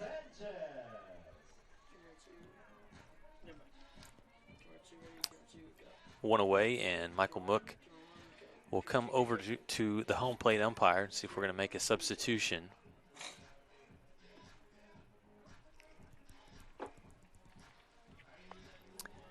$5-0 lead here for West Texas A&M over Midwestern State. Lucas Kinsey alongside Zach Kamenkow and Thunder Vision production team bringing you the softball action. We will finish up the softball game tonight, and then Zach, I'm going to do the transition, get ready for some hoops this weekend with the West Texas A&M Buffaloes hosting the South Central Regional Tournament. It ought to be a lot of fun with the Lone Star Conference schools and then the RMAC schools that will combine for 8 teams meeting up for the regional tournament. The first day starts on Saturday, 4 games featured for you on Saturday. Sunday will be the semifinals, and then the wait a day.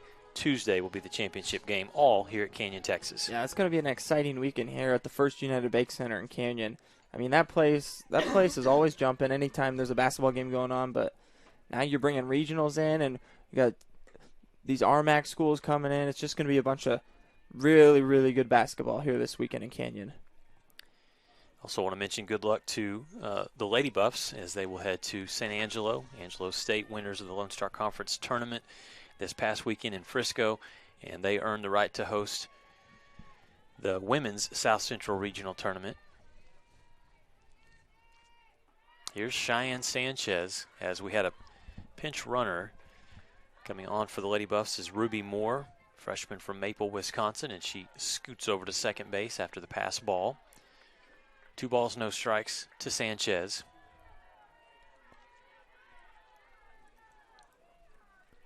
Brittany Rufus waiting on deck.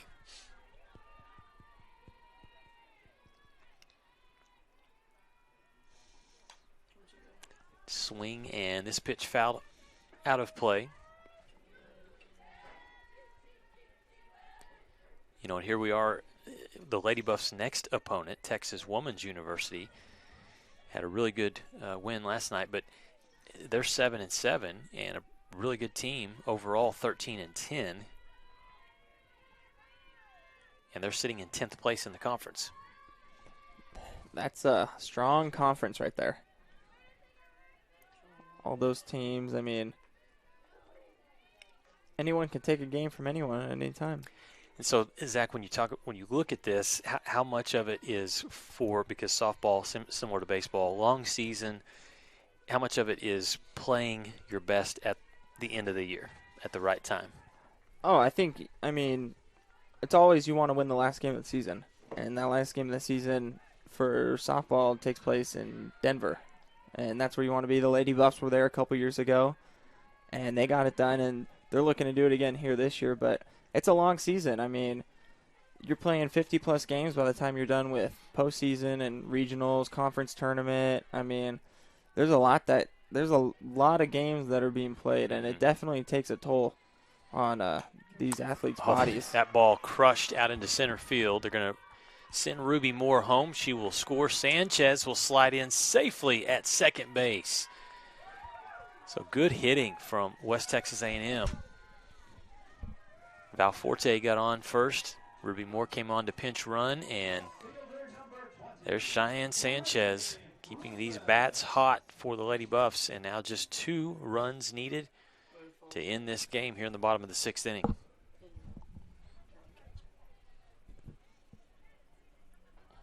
Yeah, that run rule is still in effect. That would be the third time this series. Yeah.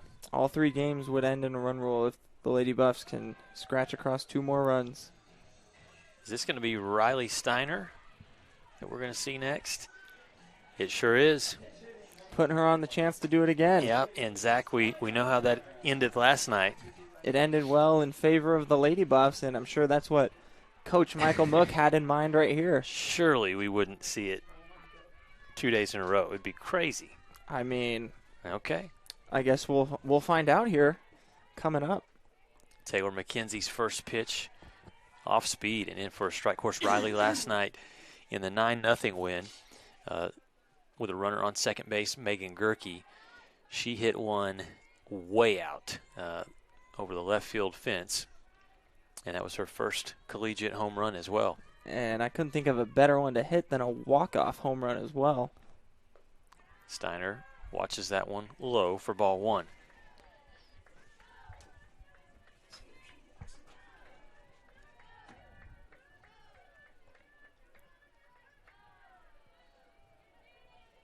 Yeah, big celebration last night after the game for Riley Steiner. I mean, she deserved it. That's such a cool experience. That pitch inside. So 2 balls, 1 strike, 1 out. Lady Buffs leading 6-0.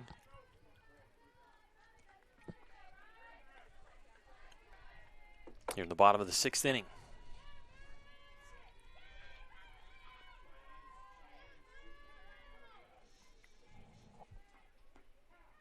Wow, good placement. Outside corner, strike 2.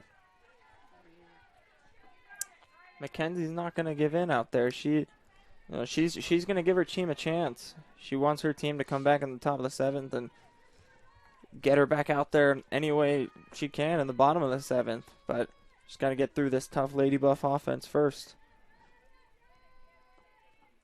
Steiner hits this one. Are you kidding me? It is off the wall. Okay, it's still going to score a run, and Steiner is going to slide hop into second base safely. Slide hop. I mean, it was a deke. That's what she was doing.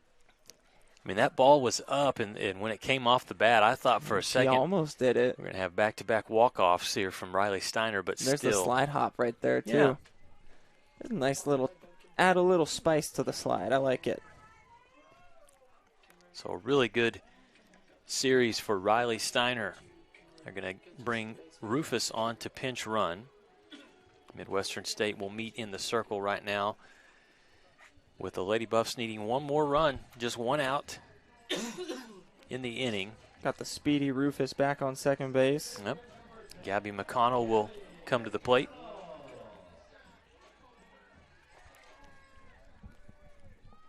Could we see another freshman walk it off for the Lady Buffs here? Okay, well, and now it's Gabby McConnell's turn.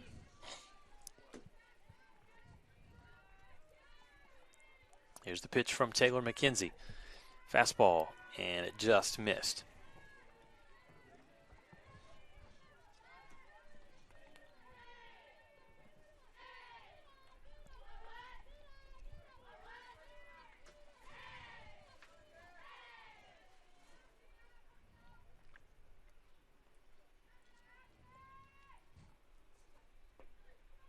That one inside and low, so 2 balls, no strikes to McConnell. If McConnell is walked, it'll be Ruby Salzman that will come up next for WT. Again, Rufus stands on second base, so may not take much here. As fast as Brittany Rufus is, she could get around and score depending on what happens. That's a good pitch in for strike 1. It's a good take, though, 2-0 right there. McConnell knows what she's looking for. It's a hitter's count. She's got the ball's in McConnell's court right here, and she knows it. She's looking for her pitch.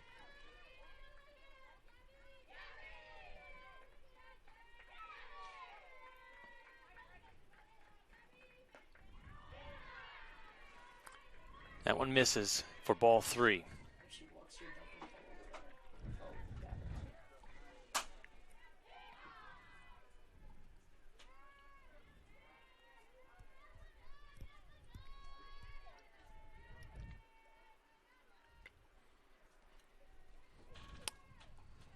This one slapped back to shortstop. Shimkus will make the throw to first for the second out in the inning. Rufus, though, moves over to third, and so a good spot here for Salzman.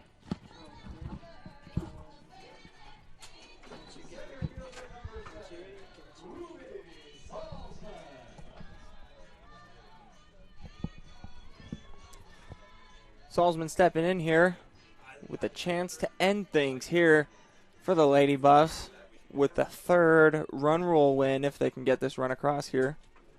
There's 2 outs here. Bottom of the 6th. Lady Buffs up 7-0.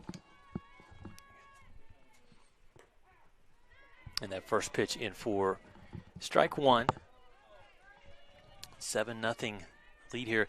And this has been a game, Zach, where it's just been a couple here, a couple there. In terms of the runs, they've chipped away. The Lady Buffs have had some innings where they've scored off small ball, good base running, just a kind of a combination. But one thing that has been constant is this defense throughout the last 3 games. Oh, yeah. Good defense always win ball games, but you got to have just as much on the offensive side of things as well. And the Lady Buffs, maybe they haven't swung it as most powerful as they have the past few games, but they're taking it. They're getting base runners. They're taking advantage of it. They're stealing. They're doing what they need to do to get those runs across, and that just shows that the kind of team they are in this spot in the season.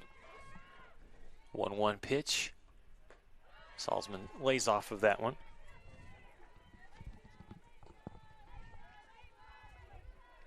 Again, 2 outs, and so if you're Midwestern State, even though it's going to be difficult, they would love to get Salzman out and play into the 7th inning. Yeah, they want another chance to get back at the Lady Buffs. They want to put some runs across on the board. There's the pitch from Taylor McKenzie. Again, trying to avoid anything in the zone, just trying to catch that outside corner, and she misses ball 3. Right. And also, they put Salzman on first base. They have that force out at second as well.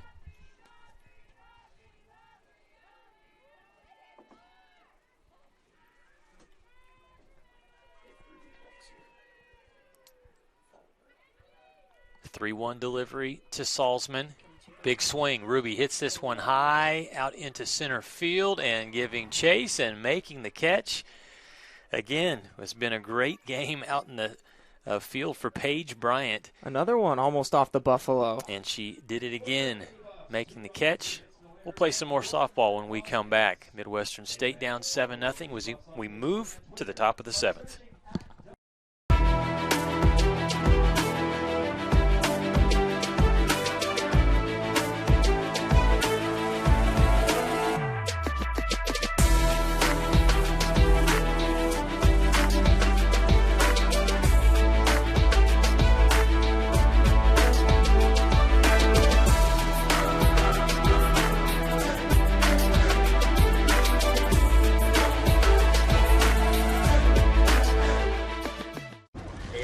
This is gonna be tough. I mean, that's a bag full of Whataburger's Buffalo Ranch chicken strip sandwiches with tangy buffalo sauce and creamy buttermilk ranch, melty Monterey Jack cheese, and 3 crunchy chicken strips. How long will you have to wait before you enjoy yours? Oh, about that long. Whataburger's Buffalo Ranch chicken strip sandwich is back for a limited time, just like you like it.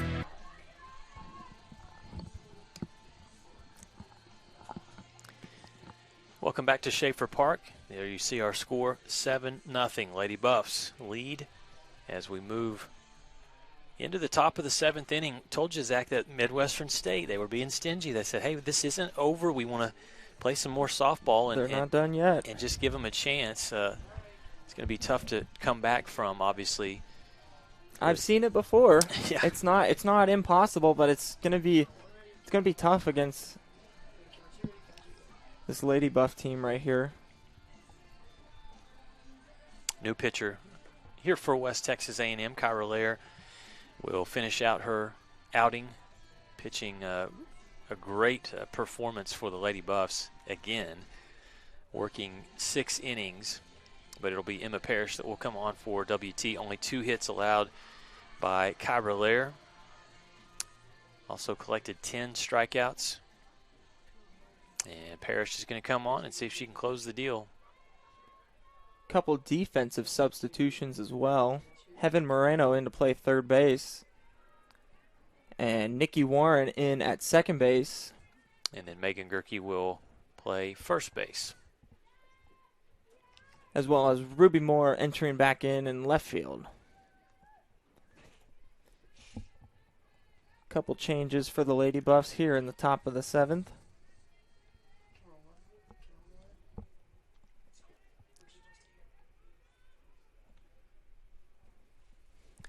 Mentioned that WT will hit the road and head to Denton this weekend for the road series against Texas Woman's University. Following that series, Lady Buffs will return back here to Schaefer Park. Friday, March 17th, they'll take on Oklahoma Christian twice.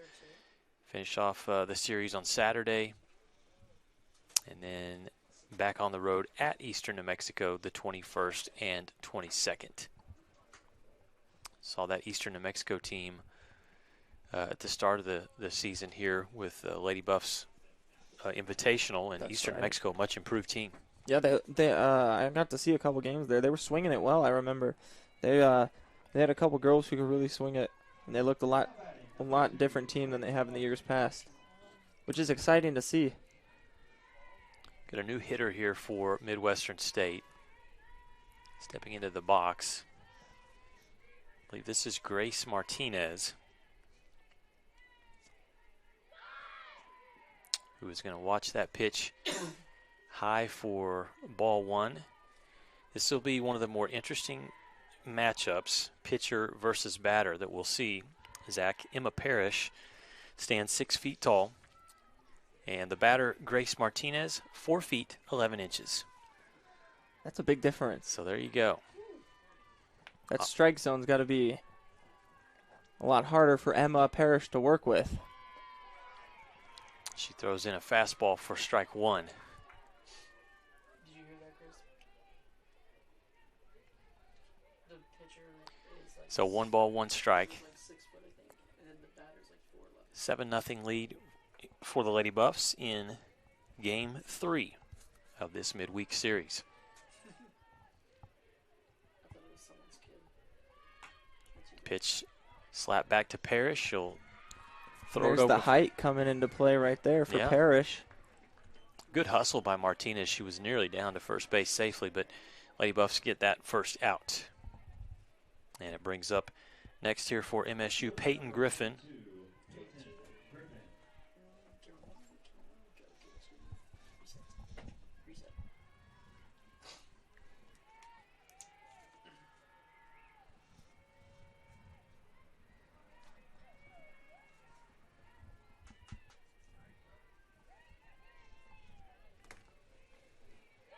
Parrish delivers, fastball tipped off, foul back for a strike. And you know, the way that Midwestern State was having a hard time hitting off Lair. I know it's hard. A new pitcher comes in, and now you got to adjust. But I think Midwestern State may have been saying, just give us anybody different. Oh, yeah. I think at that point you're trying to get to the bullpen. You know, when you got a pitcher in there that's really just dealing and really almost dominating the offense, you're going to try to get to that bullpen. You know, in baseball, pitch count comes more into play in baseball than so much as softball, just Right. the throwing motion. So in baseball, when, Friday night you're throwing your best starter out there, our philosophy is let's get to the bullpen as quick as we can. And then not only are we getting that starter out of there, but also we're getting into their bullpen for the rest of the weekend. A strike there, so the count goes 1-2 to the batter, Peyton Griffin.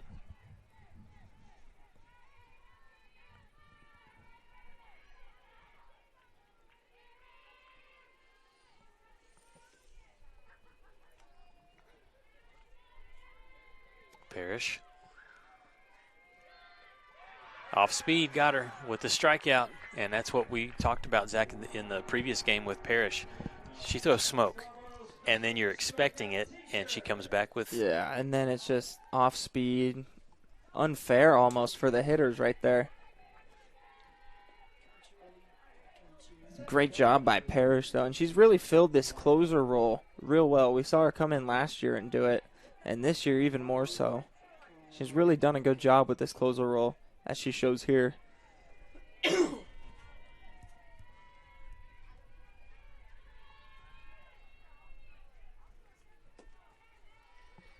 Next up for Midwestern State, Paige Bryant, who again has been sensational defensively out in center field for Midwestern State today.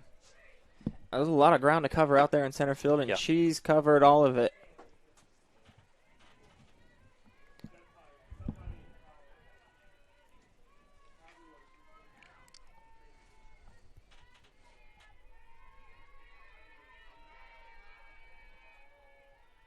Lady Buffs 17-3, 8-3 in conference play, trying to make it 18 wins overall on the season. That pitch got away from Parrish, so the count runs 1-1 to the batter, Paige Bryant.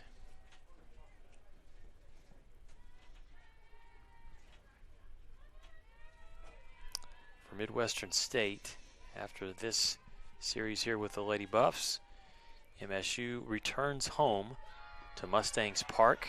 That's a strike from Parrish. MSU will face UT Permian Basin this weekend. 2 games on Saturday and then a game on Sunday at noon.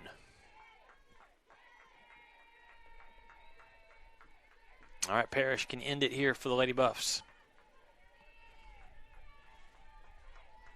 The pitch to Bryant. Low.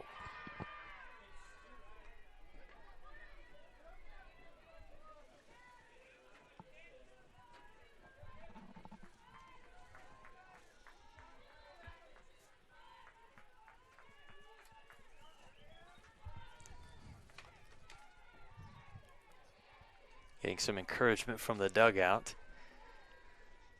Parrish will deliver the 2-2 pitch, low and inside. Count runs full. Good plate discipline there from Paige Bryant.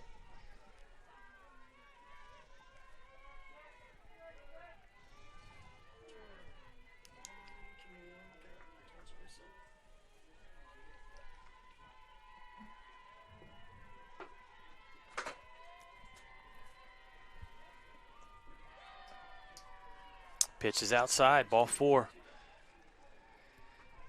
Not going down without a fight. That's right. Midwestern State hanging around.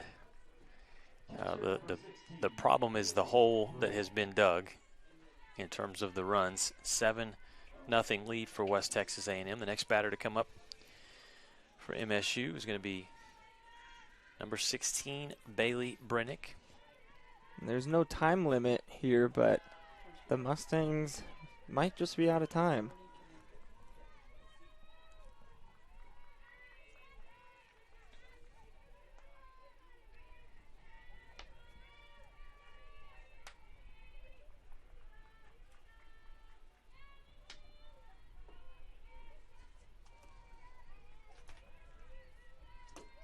Brennick today, 0 for 1.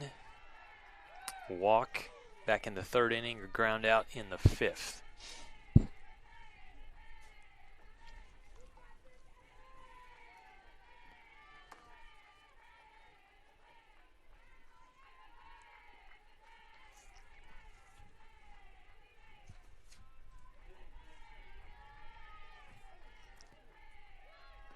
Brennick fooled on the off-speed pitch. The off-speed pitches again. Yeah. That velocity change is huge because she throws so hard and then she gets that off speed, and it's just such a big difference. So would you expect a fastball here on the next pitch? Whew. I think as a hitter, you wouldn't want to be guessing in this situation, but I wouldn't be surprised if she comes in with the hard stuff right here. Nope, it was off speed, and this ball out to left field. Catch is made. The Lady Buffs in the game. Nicely done. Ruby Moore makes the catch out in left field for the 3rd out, securing the victory for West Texas A&M, securing a 3-game sweep, the series sweep to the Lady Buffs. They win 9-0 last night, 11-2 in Game 1 today, and in this final game, they win it by the score of 7-0. The Lady Buffs improved to 18-3 on the season, and they also improve in conference play. 9 wins and 3 losses. We'll take a timeout, come back, and have our post-game activities for you here from Schaefer Park. Lady Buffs win it in the last one here, 7-0 over the Mustangs. Doors and Windows began serving the Texas Panhandle in 1927, and we take pride in being a part of your neighborhood. We don't use false promises or gimmicks. We simply offer quality doors and windows at a fair price, and we stand behind every sale. Jenkins is family owned and operated, and proudly continues the traditions of quality and excellence that started over 80 years ago. Call us at 372-4336 or stop by our showroom at 820 West 6th and let our knowledgeable staff help you pick out the perfect doors and windows for your home. Went for a onside kick. Landed on my knee pretty hard and ended up fracturing my femur. I ended up having to go back and have surgery. Even the day after I had surgery, I was back in the clinic here. It's nice to have people help me rehab at a caliber of what I'm used to feeling like I can do. One thing that I really liked was having the access to the turf, because that's what I'm used to playing on. Now, I mean, it feels like nothing had ever happened. You have a choice of where you can go. This is one of the best places in Amarillo.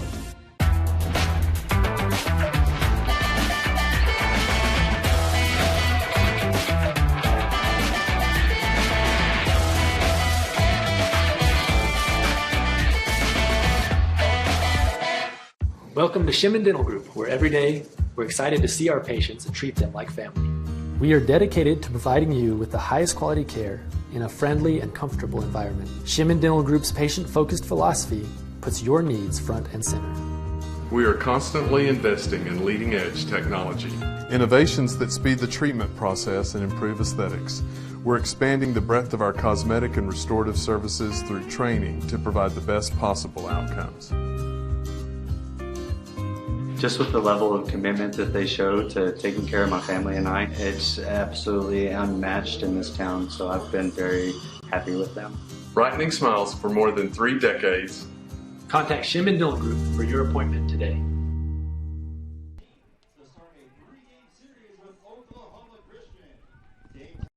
Suddenlink is now Optimum, with award-winning internet, TV, and mobile, giving you the power to get closer and go farther with speed and reliability. With our new 100% fiber internet we're building, together with Optimum Mobile, voted #1 in customer satisfaction, you'll get the complete connectivity you deserve. And when you combine Optimum's award-winning connectivity with our 24/7 customer service, your future is only a connection away. One West is the comprehensive fundraising campaign designed to fuel WT 125 from the Panhandle to the world. We will strengthen WT's impact for the Panhandle region and beyond through a historic, comprehensive campaign, raising $125 million by 2025. The campaign's 3 priorities: people, programs, and places. Now is the time to make a difference for current and future generations. One West.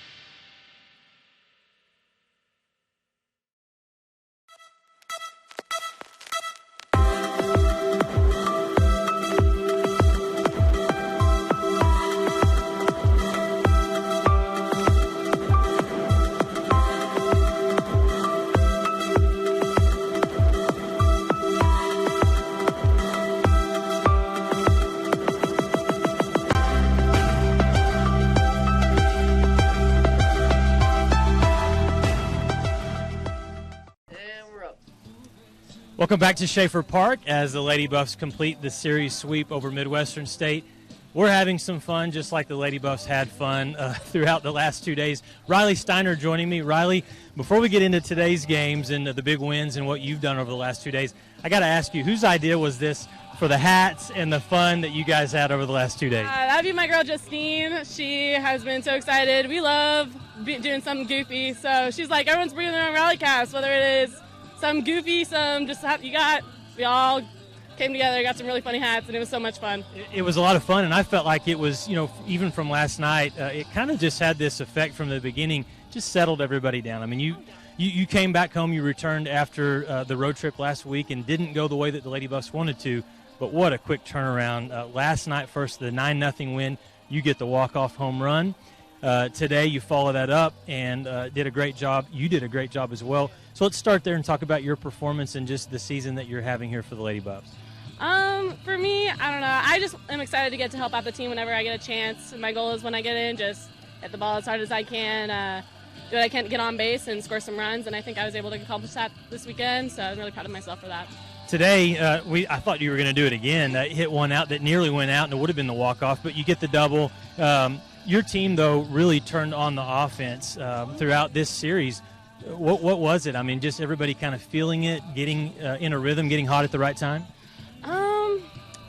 Yeah, I think hitting's contagious. I mean, as soon as one person hits something super hard, it just carries over. And I think that the energy we had today was super fun, super explosive, and we just had a grand old time hitting. We were just, killing it. So at the same time, the offense is doing its job, but then defensively, I'm going to give you a stat here. 2 games today, Midwestern State goes 3 for 40 at the plate, just 3 hits in 40 plate appearances. It was a combination of great pitching, obviously, from Kyra and from Emily, Emma, and then also in that second game, Emily Boyer last night. But you also had great defense as well. Oh, yeah. We've got some really stellar defenders on this team. I'm really proud of them. They've been working so hard. That was something that I know Ruby talked about it last night, but we had a goal of having probably the strongest defense in the conference. And I think we're doing a really good job of upholding that. Riley, great performance last night, great performance today. Last question for you is, besides the silly hats and the dancing and winning games, this culture is incredible. I mean, it is just so much fun. Talk about what it means to you to be a Lady Buff player. Oh, it's something super special. I mean, this is definitely my most favorite team I've been a part of. I don't know, I'm really proud of these girls and how hard we've all been working, and it's really rewarding to see it pay off on the field. Yeah. So. Congratulations, and let's keep this going this weekend as y'all travel to Denton and take on Texas Women's. Yes, sir. Thank you. That's Riley Steiner for the Lady Buffs. And we'll bring on head coach Michael Mook, who I'm not going to make Coach Mook put on a crazy hat, but we'll have, unless he wants to. Coach Mook will come over, and he had some fun, I think, over the last 2 days as well. 3 big wins for your Lady Buffs against Midwestern State, and I was just talking to Riley. She was one of many players who got involved, especially offensively over the last 2 days. Yeah, really good offensive performance today. Put up some runs. That makes everything easier when you're doing that. So defensively, here's a stat for you, Coach. Through the 2 games today, Midwestern State, you hold them to 3 for 40 at the plate. And that was really special defensively. Pitchers were in a rhythm. Defense, again, making great plays throughout. Absolutely. When you got those 2 combinations going, it makes everything easier. It takes the pressure off the offense even. When your pitchers are throwing well, catchers are doing a good job of calling pitches, and you're playing good defense behind them, that's a tough combination to beat. Are you feeling from this team more girls? I mean, I'm talking to Riley, and she doesn't play all the time, but when she does come in and she's ready, I mean, when her number is called, are you starting to feel from the team as a whole that all the girls are really wanting to get in, but when they get in, they are making the best of their opportunities? Yeah, absolutely. I think that's one of the things that a lot of the best teams that I've coached have had in common is that everybody's ready for their job, whatever it is, if it's base running, it's charting pitches, if it's coming in and getting a game-winning hit, whatever it is, they're just ready and then coming out and doing it, because sometimes that's harder sometimes than being the person that's out there all the time, because you got your one moment and you got to come through in that moment. But players are really doing a good job of just buying in and making sure that when they do get their moment, they're prepared and they're ready to go. Today you get wins 11-2 in the first game, 7-0 in game number 2. So you get the sweep, and that's good. Now you're going to go on the road again, and you're going to face a Texas women's team that is much improved, and they're right in that middle of the pack in terms of the standings right now. But again, you go on the road, and it's different. Yeah, absolutely. We got to definitely be ready to go. I think they took Angelo to 13 innings. I haven't seen what they did today, but that was yesterday. So it's going to be a good challenge for us. They're a good softball team. They got good pitching. We're going to have to bring our A game again. Have you ever done an interview with someone wearing a pink cowboy hat before? I love it, man. Nobody's better than you. It was a lot of fun, Coach. Congratulations on the series sweep over Midwestern State. Thank you. Thanks for coming. All right. We'll take a quick timeout, come back and wrap things up from Schaefer Park. Lady Buffs victorious twice today as they get the sweep over the Mustangs. Jenkins Doors and Windows began serving the Texas Panhandle in 1927, and we take pride in being a part of your neighborhood. We don't use false promises or gimmicks. We simply offer quality doors and windows at a fair price, and we stand behind every sale. Jenkins is family owned and operated, and proudly continues the traditions of quality and excellence that started over 80 years ago. Call us at 372-4336 or stop by our showroom at 820 West 6th and let our knowledgeable staff help you pick out the perfect doors and windows for your home. Went for a onside kick. Landed on my knee pretty hard and ended up fracturing my femur. I ended up having to go back and have surgery. Even the day after I had surgery, I was back in the clinic here. It's nice to have people help me rehab at a caliber of what I'm used to feeling like I can do. One thing that I really liked was having the access to the turf, because that's what I'm used to playing on. Now, I mean, it feels like nothing had ever happened. You have a choice of where you can go. This is one of the best places in Amarillo.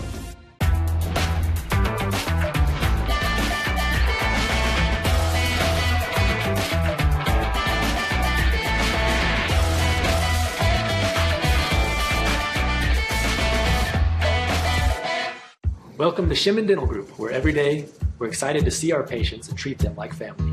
We are dedicated to providing you with the highest quality care in a friendly and comfortable environment. Shimon Dental Group's patient-focused philosophy puts your needs front and center. We are constantly investing in leading-edge technology. Innovations that speed the treatment process and improve aesthetics. We're expanding the breadth of our cosmetic and restorative services through training to provide the best possible outcomes.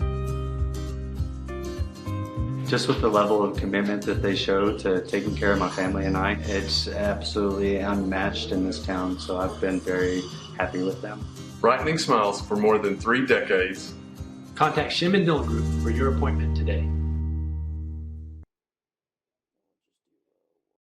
Jenkins Doors and Windows began serving the Texas Panhandle in 1927, and we take pride in being a part of your neighborhood. We don't use false promises or gimmicks. We simply offer quality doors and windows at a fair price, and we stand behind every sale. Jenkins is family owned and operated, and proudly continues the traditions of quality and excellence that started over 80 years ago. Call us at 372-4336 or stop by our showroom at 820 West 6th and let our knowledgeable staff help you pick out the perfect doors and windows for your home. Went for a onside kick. Landed on my knee pretty hard and ended up fracturing my femur. I ended up having to go back and have surgery. Even the day after I had surgery, I was back in the clinic here. It's nice to have people help me rehab at a caliber of what I'm used to feeling like I can do. One thing that I really liked was having the access to the turf, because that's what I'm used to playing on. Now, I mean, it feels like nothing had ever happened. You have a choice of where you can go. This is one of the best places in Amarillo.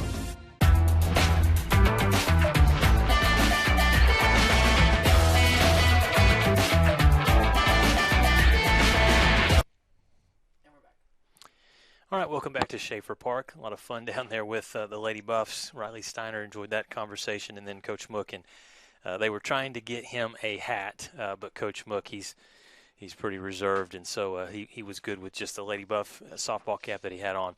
West Texas A&M wins today in the final game, Game 3 of the series, 7-0 over Midwestern State. Pitching for the Lady Buffs, Kyra Lair picks up the win, improves to 5-1. Keeps her ERA very low on the season, 1.41 ERA. The loss for Midwestern State will be given to Taylor McKenzie. At times, though, I will say this, for Midwestern State, some really good stuff from the pitcher, Taylor McKenzie. And defensively, in Game 3, they were much better. Midwestern State was. Just some mistakes that they made. Finished the game with too many errors, that's for sure. But the Lady Buffs offensively finished the game. Let's see, offensive leaders, Emily Boyer, 2 for 3, a double and an RBI. Cheyenne Sanchez, 2 for 3 and an RBI. Gabby Valforte, a couple of hits, 2 for 3 there. Diana Murtha with the big home run, an RBI solo blast. She went 1 for 3 in the win. Madison Johnson, also 1 for 3 and an RBI. Riley Steiner, 1 for 1 with that double, knocking in a run for West Texas A&M. For Midwestern State, offensively, it was Kayla Bryant going 1 for 3 with a double, and Levi Luna, 1 of 2 with a double as well for Midwestern State. Again, Lady Buffs improve on the season to 18-3, 9-3 in conference play, number 23 ranked team in the country, takes the show on the road. They head to Denton, where they take on Texas Woman's University this weekend. Check the times again one more time for you here. It'll be 3 o'clock start on Saturday, a doubleheader, 3 o'clock and 5 o'clock, and then they finish on Sunday at 1 o'clock. So good luck to the Lady Buffs there in that matchup. A reminder for the Lone Star Conference Digital Network, we will have the Men's South Central Region Tournament for you here on the LSC Digital Network starting on Saturday at noon. 4 games coming your way from the First United Bank Center.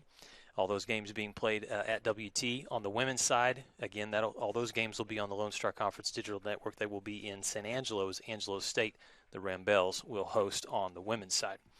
Great job to Zach Kamenkow today on the broadcast. Really appreciate him coming in, giving me the insight and expertise there.